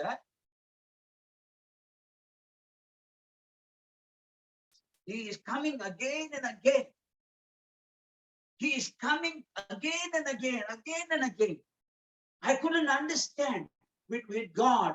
You know, God, Malek Yahweh, again and again, he comes, he pursues them, he is going after them, he's coming after them. புரியல, அந்த ஆண்டவர் மலேக் யாவே எனக்கு புரியல. ஆண்டவர் மீண்டும் மீண்டும் வருகிறார், மீண்டும் மீண்டும் வருகிறாரு. இந்த இஸ்ரவேல் ஜனங்க பாவத்திலே போறாங்க, விக்கிரகத்தை வணங்குறாங்க, அப்புறம் கதறாங்க. ஆண்டவர் வருகிறாரு, போறாங்க பாவத்துக்கு, அப்புறம் கதறாங்க, மீண்டும் வருகிறாரு. போறாங்க பாவத்துக்கு, கதறுகிறாங்க, மீண்டும் வருகிறார், மீண்டும் மீண்டும் மீண்டும் வருகிறார். I couldn't understand why God is coming. They are sinning, they're going after idols, and they cry and God comes. They sin again and again, go after idols. God comes again. They sin again and they go after idols. He comes again. Why? Because he loves us so much. He loves you and me so much. என்னன்னா உங்களையும் என்னையும் அப்படியாக நேசிக்கிறதுனால அவர் மீண்டும் மீண்டும் மீண்டும் மீண்டும் வருகிறாரு. He's coming again and again to tell who he is, his own identity, and tell who we are, remind our identity. அவர் மீண்டும் மீண்டும் வந்து திருப்பி நினைவு கூட்டுகிறார். அவர் யாரு, அவரோட அடையாளம் என்னது, நம்மளுடைய அடையாளம் என்னது. Maybe nobody is noticing you. You see, you are not lost in the crowd. You see, why this Gideon is threshing floor, threshing wheat in the wine press? That means he don't want to be found by anybody. ஏங்க அந்த இடத்துல போய் தனிப்பட்ட ஆழமான ஒரு இடத்துல wine is pressed in a lower place where the rocks are all hidden, surrounded. எங்க தங்க திராட்சை ரசத்தை புளிவாங்க? ஆழமான இடத்துல, கீழ்ப்புறமான இடத்துல, சுத்தி பாறை இருக்கும், அந்த மாதிரி இடத்துல. That means he don't want to be found. He is hiding from everything. ஒளிந்து கொண்டிருக்கிறார். யாருமே அவரை பார்க்க கூடாது, யாருமே அவர்கிட்ட வரக்கூடாது, தெரியாத இடத்துல இருக்கிறார்.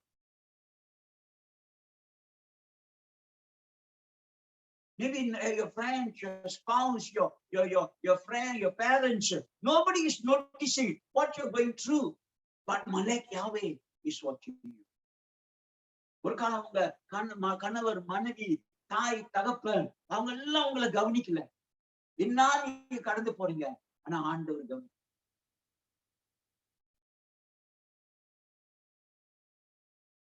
The one who created heaven and earth, the one who holds the whole universe by the power of his word, the galaxy, the universe, and the stars he put in the sky, and he names every star. You know how many stars there. That same Malek Yahweh came to meet Gideon. சர்வவல்ல சகலத்தையும் படைத்த தேவன், வானமும் பூமியும் சகலத்தையும் படைத்த தேவன், ஒவ்வொரு வானத்துல நட்சத்திரத்தை வச்ச தேவன், ஒவ்வொரு நட்சத்திரத்துக்கு பேர் வைத்த தேவன், ஒவ்வொரு எவ்வளவு நட்சத்திரம் இருக்கு எல்லாம் அறிந்த தேவன். Malek Yahweh Gideon அப்பா. Even though he's busy taking care of the whole universe, yet he has time for one person to change his destiny. அகில உலகத்தையும் கண்காணித்திருக்கிற தேவன் அதே நேரத்துல ஒரே மனிதனுக்கு தனிப்பட்ட முறையில வந்து கவனிக்கிறாருன்னா பார்த்துக்கலுங்க. So don't take God casually. ஆண்டவர் சாதாரண எடுத்துக்கொள்ளாரு. He comes. He's always coming. You see, from Genesis to Revelation, he's always coming. Old Testament. He's coming back again and again and again for his people. Why? To remind them of the identity. Genesis, Exodus, Deuteronomy, Joshua, in Judges, in 1 Samuel, 2 Samuel, 1 King, 2 King, in Isaiah, in Ezekiel, in Jeremiah, in all the old, the minor prophets. He's coming again and again to his people. ஆதியாகும், இருந்து யாத்திரையாகும், உபாகம், யோசுவா, நியாயாதிபதி, 1 Samuel, 2 Samuel, 1 ராஜா, 2 ராஜா, நெகேமியா, Ezra, Isaiah, எசேக்கியேல், Jeremiah, தானியேல், நீங்க வாசிங்களேன், அவர் வந்து கொண்டே இருக்கு. We may turn our back to God, but God never turns his back to us. நம்ம ஒரு காலம் ஆண்டவருக்கு முதுகாங்க, அவர் நம்ம மத்தியில முது. He's always coming. And even in the New Testament, he came for 400 years of silence. வந்து கொண்டே இருந்தாரு, 400 வருஷம் மௌனமா இருந்தாரு.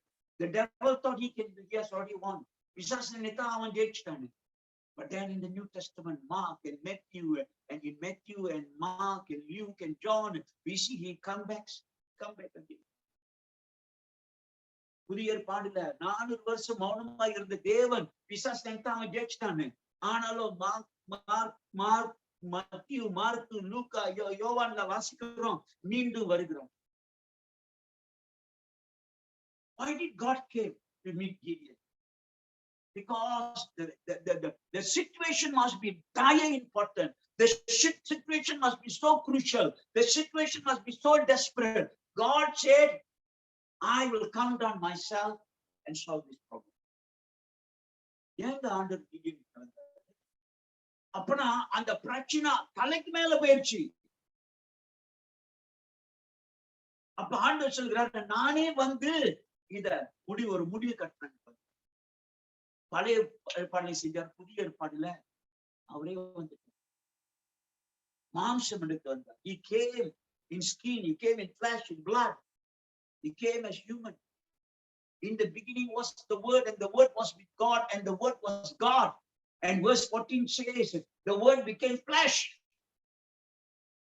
யோவான் 1:1 வாசிக்கிற, ஆதியிலே வார்த்தை தேவனோடு இருந்தது, தேவன் அந்த வார்த்தை தேவனோடு இருந்தது, அந்த வார்த்தை தேவனாக இருந்தது. அந்த வார்த்தை 1:14 சொல்லுகிறது, அது மாம்சம் வந்தது. The Message translation says this. Verse 14 he says, God moved into the neighborhood. God moved into the neighborhood. ஆண்டவர் மாம்சம் எடுத்து நம்மளோட உள்ளாக வந்தார்.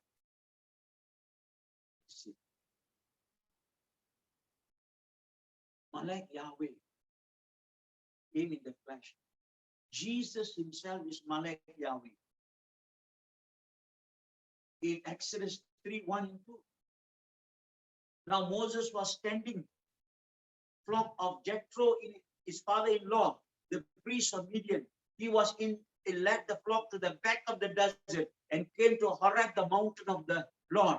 And the angel of the Lord appeared to him in a flame of fire in the midst of the bush. வாசிப்போம். யாத்திரையாகும் 3:1-2. மோசே மீதியான் தேசத்து ஆசாரியனாயிருந்த தன் மாமனாகிய எந்திரோயின் ஆடுகளை மேய்த்து வந்தான். அவன் ஆடுகளை வனாந்தரத்தின் பின்புறத்திலே ஓட்டி தேவ பர்வதமாகிய ஓரம் மட்டும் வந்தான். அங்கே கர்த்தருடைய தூதனானவன் ஒரு முட்செடியின் நடுவில் இருந்து உண்டான அக்கினி ஜுவாலையிலே நின்று அவனுக்கு தரிசனமானார்.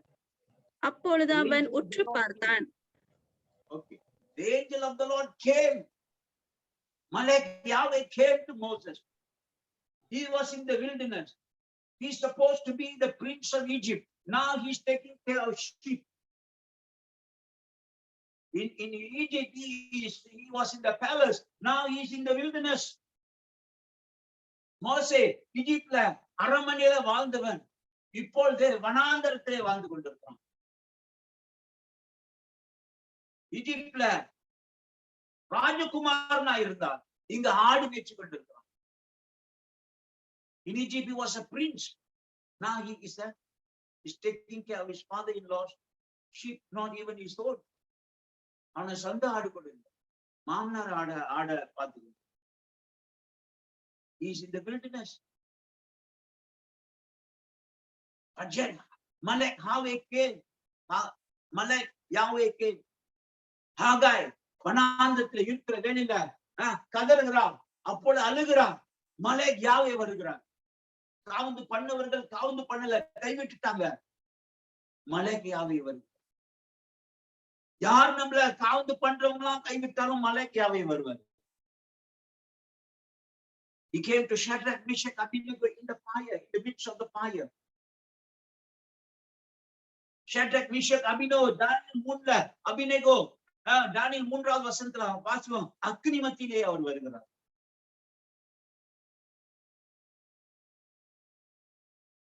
They say this thing about the Buddhist faith. They say every Buddhist have this desire, the true Buddhist, a hardcore Buddhist, will have this, that once in their lifetime they must go to Tibet mountain, the winding dangerous road, and climb 268 steps and worship the 5 statues of Buddha. இந்த பூட மதத்துல உள்ளவங்க, அவங்க எல்லா உண்மையான பூட மதத்துல உள்ளவங்க, அவங்களுக்கு எல்லாம் ஒரே ஆசை இருக்கும். வாழ்க்கையில ஒரு முறை நச்சம் திபேத் மலையில போய் அந்த வளைஞ்சு வளைஞ்சு வளைஞ்சு ஆபத்தான பாதையில போய் 268 படி ஏறி அங்க உள்ள 5 சிலை பூடா சிலைய வணங்கணும் என்று அவங்க மதத்துல உண்டு. 268 படி ஏறி வணங்க போறாங்க. They have to climb 268 steps to pray to their God. But the Bible says, our God says, He comes down to us. ஆனா வேத சொல்கிற நம் தேவர், அவர் இறங்கி நமக்கு வருகிறார். நம்ம 268 படி ஏற வேண்டியது இல்லைங்க, அவரு எத்தனோ படி இறங்கி நம்ம மத்தியில வருகிறார். We don't have to climb the step to go up to him. He comes down, he steps down from heaven and comes and meets us. See, the angel of the Lord. The Bible tells us the angel of the Lord in Judges 6:11, the angel of the Lord came and sat under the terebinth tree. நியாயாதிபதி புஸ்தகம் 6:11 சொல்லப்பட்டது, கர்த்தருடைய தூதன் வந்து அந்த மரத்தின் அடியிலே அமர்ந்தார். In verse 11 he said he sat down. How long he sat down we don't know. He sat down there, was watching Gideon, was looking at Gideon, was examining Gideon, studying Gideon. All that Gideon was going through, he was looking and looking and watching and watching and watching. கர்த்தராக தேவன் வந்து அவர் அமர்ந்திருந்து எவ்வளவு நேரம் அமர்ந்திருந்தாரோ தெரியல. How long he waited? 1 hour, 2 hours, we don't know. 1 மணி நேரம் 2 மணி நேரம் தெரியல. ஆனா அமர்ந்திருந்து அவர் கவனித்து கொண்டே இருக்கிறார். கிதியோன் பார்த்து கொண்டே இருக்கிறாரு. அவனை ஆராய்ச்சி பண்ணி கொண்டே இருக்கிறார். He comes to sit down. God is not, he did not come just a casual visit. He did not come to just drop in and go by, hi, bye. அவர் சும்மா கொஞ்ச நேரம் வந்து பார்த்துட்டு போவார்ல. ஹலோ, ஹாய், பாய், பாய், போயிட்டு வர குரு counter வரல. அமர்கிறார், அமர்ந்தருவார்கள், அவர் அமர்கிறார். Who will sit down? If God sit down, that means he wants to settle some things. He wants to talk out something. He wants to discuss something. He wants to, discuss and set something, talk something to Gideon. ஆண்டவர் அமர்ந்திருக்கிறார்னா என்ன அர்த்தம்னா, அவர் எதையோ பேச வருகிறாரு, எதையோ பகிர்ந்து கொள்ள வருகிறாரு, எதையோ சொல்ல வராரு. சும்மா அவசர அவசரமா போவதுக்கு வரல ஆண்டவர்.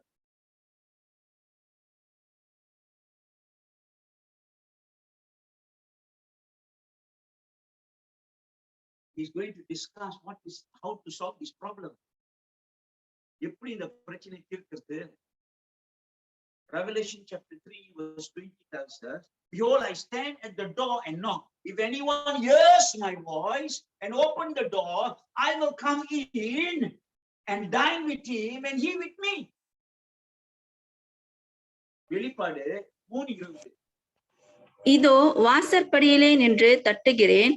ஒருவன் என் சத்தத்தை கேட்டு கதவை திறந்தால் அவனிடத்தில் நான் பிரவேசித்து அவனோடே போஜனம் பண்ணுவேன், அவனும் என்னோட போஜனம் பண்ணுவான்.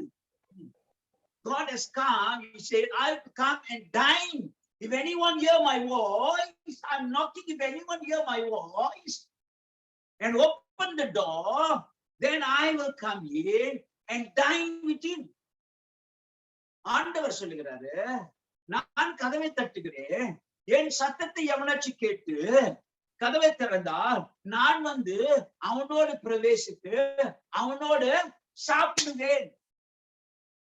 I'm going to eat with him. He's coming for dinner, my friend. He's coming for lunch, my friend. Maybe he's coming for breakfast. Or maybe he loves supper. ஆண்டவர் வருகிறாரு, நம்மளோட சாப்பிட வருகிறாரு. ஒரு காலம் மத்தியான சாப்பாடுக்கு, ராத்திரி சாப்பாடுக்கு, காலையில பசியாரிக்கு, இல்லாட்டி ராத்திரி சப்பருக்கு வராரோ.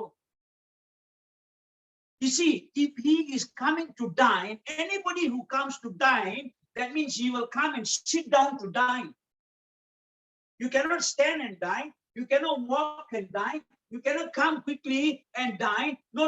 If you are coming to dine, that means you are coming to sit down and eat and talk and discuss things. Nobody come to dine, stand and dine. உங்களோடு பிரவேசிக்க வருகிறேன், சாப்பிட வருகிறேன் என்று சொன்னா என்ன அர்த்தம்னா, யாருமே நின்னுக்கிட்டு சாப்பிட மாட்டாங்க. அப்படின்னா உட்கார்ந்து தாங்க சாப்பிடுவாங்க.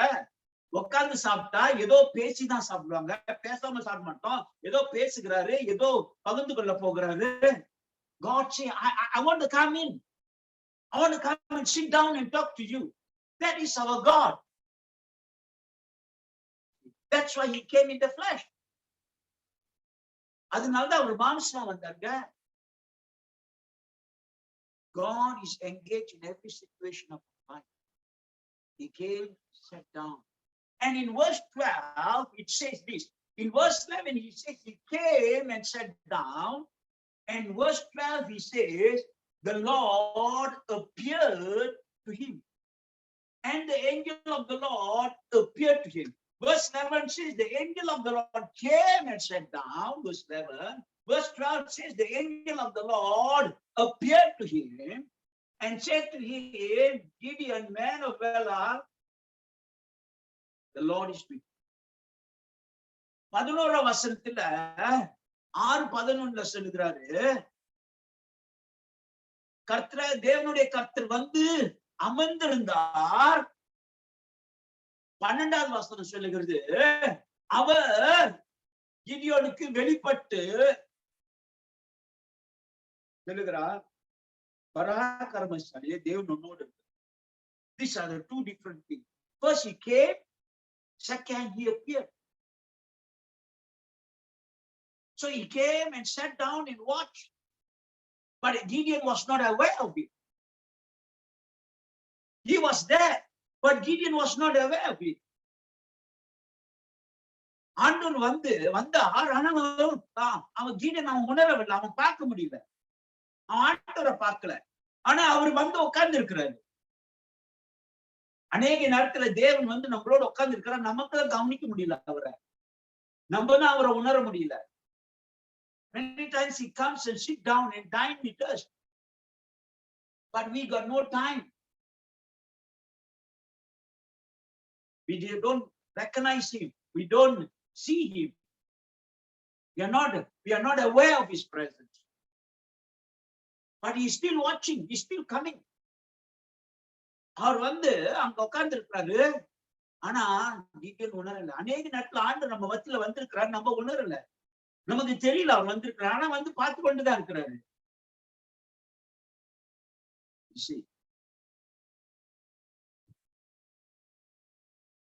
John chapter 20 verse 19 tells us the same day, evening, being the first day of the week, when the door was shut, when the disciples were assembled for fear of Jews, Jesus came and stood in the midst and said to them, "Peace be with you."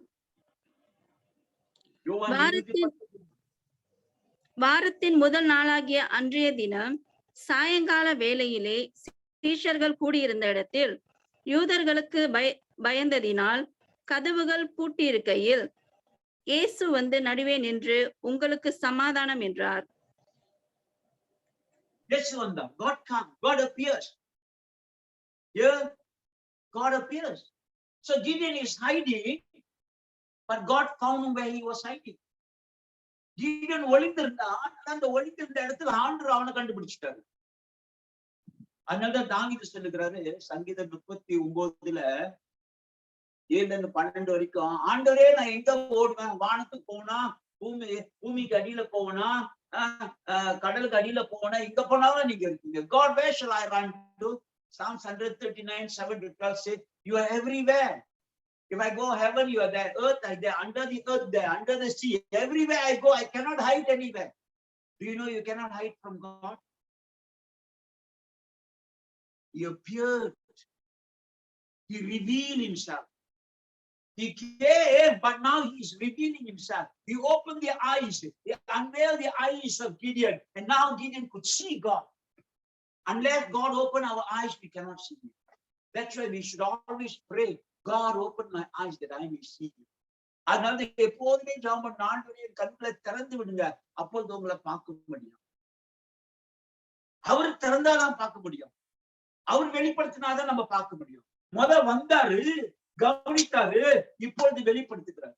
First he came and watched, but now he appears to him. He reveals himself. He wants to reveal himself to us.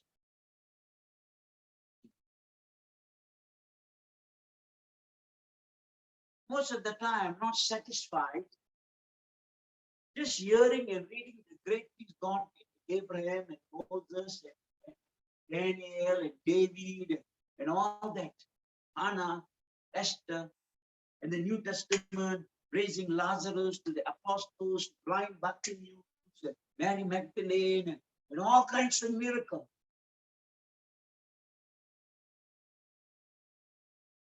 I want that to happen to me. அநேக நேரத்துல பழைய ஏற்பாடுல ஆண்டவர் ஆபிரகாமுக்கு, மோசேக்கு, தாவீதுக்கு, தானியேலுக்கு செய்தாரு. புதிய ஏற்பாடுல பர்த்திமேயுவுக்கு, Lazarus எழுப்பினார். இதெல்லாம் பார்த்து திருப்தியா இருக்க மாட்டேங்குது.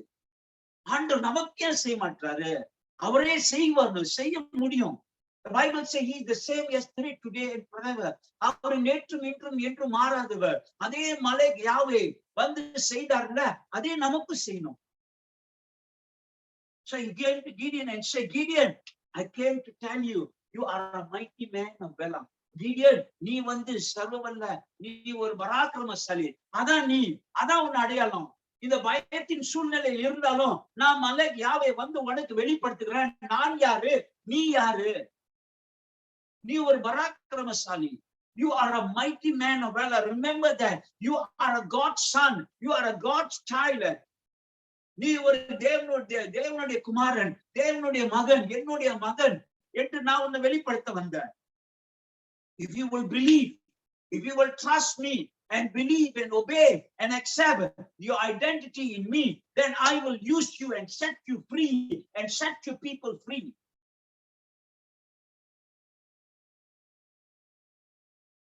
Gideon, நீ விசுவாசித்தா, நீ யார் என்று நீ ஏற்றுக்கொண்டாய். நான் யார் என்று நீ ஏற்றுக்கொண்டு, நீ யார் என்று நீயே ஏற்றுக்கொண்டா. உன்னோட அடையாளம் எனக்குள்ள, கர்த்தருக்குள்ள உன் அடையாளத்தை நீ ஏற்றுக்கொண்டா. உன்னை நான் பயன்படுத்தி உன்னை விடுதலை செய்வேன், உன் குடும்பத்தை விடுதலை செய்வேன், உன் தேசத்தை விடுதலை செய்வேன். உன் மூலியமாக அநேகரை விடுதலை செய்ய முடியும். If you will only obey Gideon, நீ விசுவாசித்தால் உன் அடையாளம், உங்க அடையாளம் என்னன்னு நீங்க எடுத்துக்கொண்டா உங்க வாழ்க்கை திசையே மாறிடுங்க.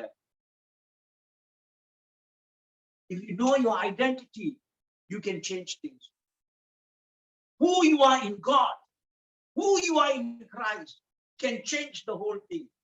Many times we forget our identity, we forget who we are in God. அநேக நேரத்தில் நீங்களும் நானும் கிறிஸ்துக்குள்ள யார் என்று மறந்துடுறோம்.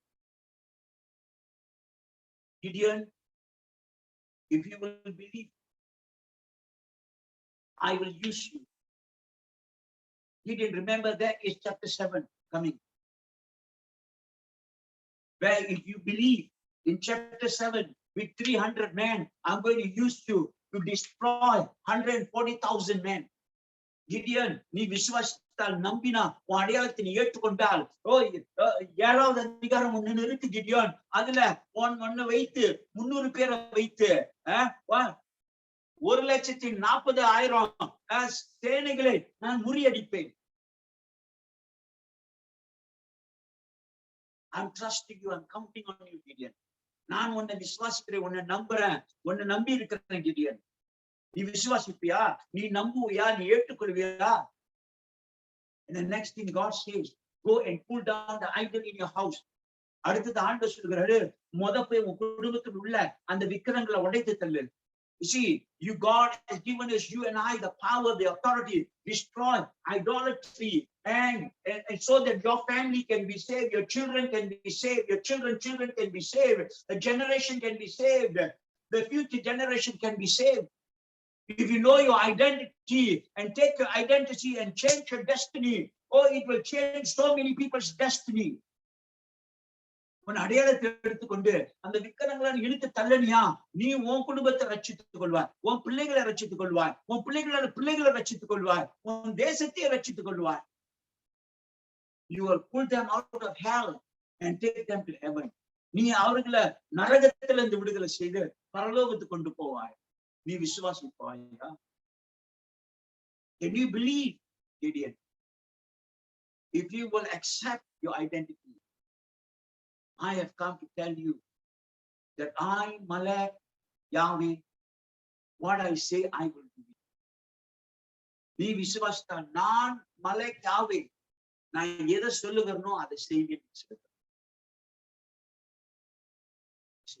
But the enemy does not want you to know your identity, because the moment you recognize your identity, he is in danger, he is in trouble. பிசாசானவன், எதிரியானவன் உங்களோட அடையாளம் என்னன்னு உங்களுக்கு தெரியக்கூடாது என்று அவன் நினைக்கிறான். என்றைக்கு உங்க அடையாளத்தை உங்களுக்கு தெரிஞ்சிச்சு, அவன் ஆபத்துல இருக்கான். Gideon, not only that, you will save many people, thousands and thousands years to come. One day they will read about you, Gideon. They will read about you, read your testimony, how this guy with 300 destroyed 140,000, and many will be encouraged, and when they read about you, they will be challenged and move forward. Gideon, அநேக நாட்கள் முடிந்தவன இதெல்லாம் வேதத்துல எழுதப்படும். உன்னை குறித்து இதை படிக்கிறவர்கள் அவர்கள் உற்சாகமாகி அவர்கள் எழும்பி அவங்களோட திசையை மாற்றி விடுவார்கள். Shift your mindset of who you are. உன்னோட திசையை மாற்றி நீ யார், உன் அடையாளம் யார்? You are a child of God. You are peace with God. You are redeemed by the blood of Jesus. நீ தேவனுடைய பிள்ளை, நீ ரட்சிக்கப்பட்டாய், நீ மீட்கப்பட்டாய். You are a royal priesthood. You are a holy generation. You are a chosen generation. நீ தேர்ந்தெடுக்கப்பட்டவன், நீ ராஜரீக ஆசாரியன், நீ பரிசுத்த மனுஷன். You are a new creation in God. நீ கிறிஸ்துக்குள்ள ஒரு புது சிருஷ்டி. You are healed by the stripes of Jesus. இயேசு கிறிஸ்துவோட சரித தழும்புகளால் நீ சுகமானே. You are adopted by God. ஆண்டவரோட தத்தெடுத்துக்கப்பட்டவன். You are a son and daughter of God. நீ ஒரு தேவனுடைய குமாரனும் குமாரத்தி. You are the beloved of God. நீ தேவனுக்கு பிரியமானவன். You are the masterpiece of God. You are the workmanship of God. You are the temple of the Holy Spirit. பரிசுத்த ஆவியின் ஆலயம். You are the righteousness of God. தேவனுடைய நீதி கிறிஸ்துக்குள்ள. You're predestined by God. முன்னே ஆண்டவரால் தெரிந்து கொள்ளப்பட்டவன், தெரிந்து கொள்ளப்பட்டவள். You're sealed by the Holy Spirit. நீ பரிசுத்த ஆவியால முத்திரை பட்டவன். You're seated in the heavenly places in Christ Jesus. ஓ உன்னதத்திலே ஆண்டவர் இயேசுவோடு நீ அமர்ந்திருக்கிறாய். You carry the name of Christ. நீ ஆண்டவருடைய பெயரை சுமந்து கொண்டிருக்க. You carry the glory of God. தேவனுடைய மகிமையை சுமக்கிறாய். The anointing of God is in you. தேவனுடைய அபிஷேகம் உங்களுக்குள்ள இருக்குது. You are overcomer. You are a conqueror. நீ ஜெயம் கொள்ளுகிறவன், நீ மேற்கொள்ளுகிறவன், etc etc etc. That's your identity. அதான் உன் identity. If you take your identity like Gideon, then God can use you to touch so many people, change destiny of churches and women and men and family and children, even your children that you may not even see. Children, great children, you will not even see them, but their destiny will be changed, Gideon, if you will trust and believe me and take your identity. Gideon, உன்னோட பிள்ளைகளை நீ பார்க்கவும் கூட இருக்க மாட்ட, ஆனா அவங்களுடைய திசையும் அவங்களுடைய இலக்கியம் நீ மாத்த முடியும். இன்றைக்கு நீ கீழ்ப்படுகிறது. We have the power to break the curses upon our family, our life, and our children. நம்மளோட குடும்பம், பிள்ளைகள் மேல இருக்கிற சாபங்கள், தரித்திரங்கள் எல்லாத்தையும் உடைத்து தள்ள முடியும். உங்களோட என்னோட அடையாளத்தை நம்ம ஆண்டுக்குள்ள எடுத்துக்கொள்ளலாம். We take our identity in God. Life will never be the same. Who are you in Christ? கிறிஸ்துக்குள்ள நீ யார்? Who are you in Christ? கிறிஸ்துக்குள்ள நீ யார்? அடையாளம் என்ன? What is your identity? It is very, very important. You must know who you are. God has called you by name. ஆண்டவர் உன்னை பேரிட்டு அழைத்திருக்கிறார். His identity is அவருடைய அடையாளம் உண்மையில. Let's stand. எழுதிட்டோம். குராஷா கபாபா ரேமா கபாபா பாபா பாபா குரபாலா மஷாண்டே. Oh, rabalaba kuriyande. The issue of identity is so important. Oh, the issue of identity is so important. Oh, நம்மளோட அடையாளம் வாழ்க்கையில ரொம்ப முக்கியம். நீங்களும் நானும் கிறிஸ்துக்குள்ள யாரு? Oh, many times we forget who we are. We forget our identity in God. ஆண்டவருக்குள்ள இருக்கிற நம்மளோட அடையாளங்களை அநேக நேரத்துல மறந்து போயிடுறோம். அதனாலதான் ஆண்டவருக்கு எதிர்ப்பாக நடக்கிறோம், பாவம் செய்கிறோம், இது செய்கிறோம், பிரிவில்லாத காரியம் செய்கிறோம், நம்மள அடையாளத்தை மறந்துடுறோம். We forget our identity, and then we are entangled in so many things. Today God is calling us to take our identity in Christ. Take your identity so you can change your destiny and the destiny of those who are under you. Destiny of your family, your wife, your husband, your children, your mother, your father, and your friends, and your friend's friend, your relatives. You can change their destiny because you know your identity. உன்னோட அடையாளத்தை எடுத்துக்கொண்டா உன்னோட வாழ்க்கை, உன் மனைவி, உன் பிள்ளைகள், உன் கணவர் வாழ்க்கை, உங்களோட பிள்ளைகளோட வாழ்க்கை, அவங்களோட பிள்ளைகளோட பிள்ளைகள், அதுங்களோட பிள்ளைகளோட பிள்ளைகள், உங்களோட தாய் தகப்பன், உங்க சொந்தக்காரர்கள், உங்க உற்றனோ உறவினர், நண்பர்கள், அநேகரோட திசைகளை மாத்த கூட வல்லமையா ஆண்டவர் நமக்குள்ள வைத்திருக்கிறாரு. நம்ம அடையாளத்தை நம்ம எடுத்துக்கொண்டா, நம்ம கிறிஸ்துக்குள்ள யார் என்று நம்ம அறிந்து நம்ம அடையாளத்தை ஏற்றுக்கொண்டா, நம்ம ஆண்டவருக்காக பெரிய பரிசு. They that know their God shall do great exploits. தன் தேவனை அறிந்தவர்கள் பெரிய காரியம் செய்வார். They that know their God means they that know their identity in God shall do great things. தேவனை அறிந்தவர்கள் அப்படின்னா தேவனுக்குள்ள அவங்க அடையாளம் என்ன என்று அறிந்தவர்கள் தேவனுக்கு பெரிய காரியம் செய்வார். Hallelujah. Malek Yahweh is here with us. Malek Yahweh நம்மோடு இருக்கிறார். The king of all kings, Rajadi Rajan. He rules and reigns. He is our standard. He is our standard. He is our identity. அவரே நம்மளோட அடையாளம், அவரே நம்மளோட ஸ்தானம். Stand with that identity. அந்த அடையாளத்தோடு நிற்போம். Hallelujah. Rabakasaka baramashande kitaramahanduru kabolabo shabalabande remanama kabalabakuru shetre rendere kaburabande. Oh, Father, this morning we pray that you will cause your people to, you will remind your people once again our identity in you, Lord. ஆண்டவரே, இந்த கால வேளையில எங்களோட அடையாளம் உனக்குள்ள, கிறிஸ்துக்குள்ள எங்களோட அடையாளம் என்ன என்று நீ எங்களுக்கு வெளிப்படுத்த நினைவூட்ட வந்ததுக்காக நன்றி.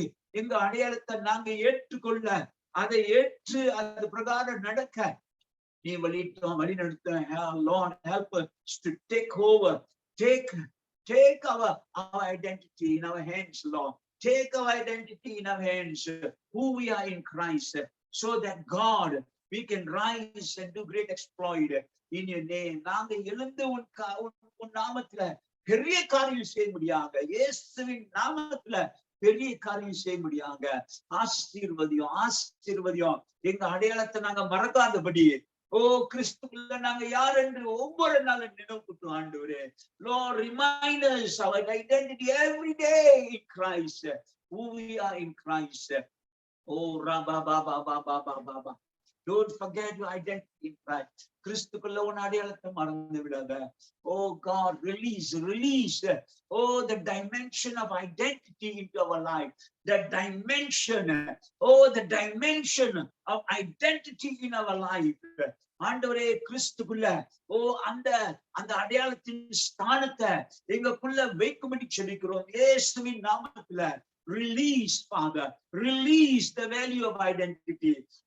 அந்த அடையாளத்தின் விலைய நாங்க அறிந்து கொள்ள ஆசீர்வதியம். Release the power of identity, the power of identity. அந்த அடையாளத்தின் வல்லமையை அவிழ்த்து விடுகிறோம் இயேசுவின் நாமத்துல. Touch us, Father, touch us, Lord, cause us to rise right now in the mighty name of Jesus. இயேசு நாமத்துல மீண்டும் அடையாளத்தோடு எழும்பும்படியாக ஆசீர்வதியம், அபிஷேகப்படுத்தும். Anoint us, Lord, release the power, and be healed in Jesus' name. Be healed in Jesus' name. இயேசு நாமத்துல சுகமாக. Rakamana Shatar Rabahande. We give you praise and glory. எல்லா துதிகனமும் செலுத்துகிறோம் இயேசுவின் நாமத்துல ஜெபிக்கிறோம் எங்கள் நல்ல பிதாவே. Jesus' name we pray. Amen and amen. God bless you. Thank you. Let me give you the announcement. மீண்டும் உங்களுக்கு சில அறிவிப்பு சொல்லுகிறோம். Okay,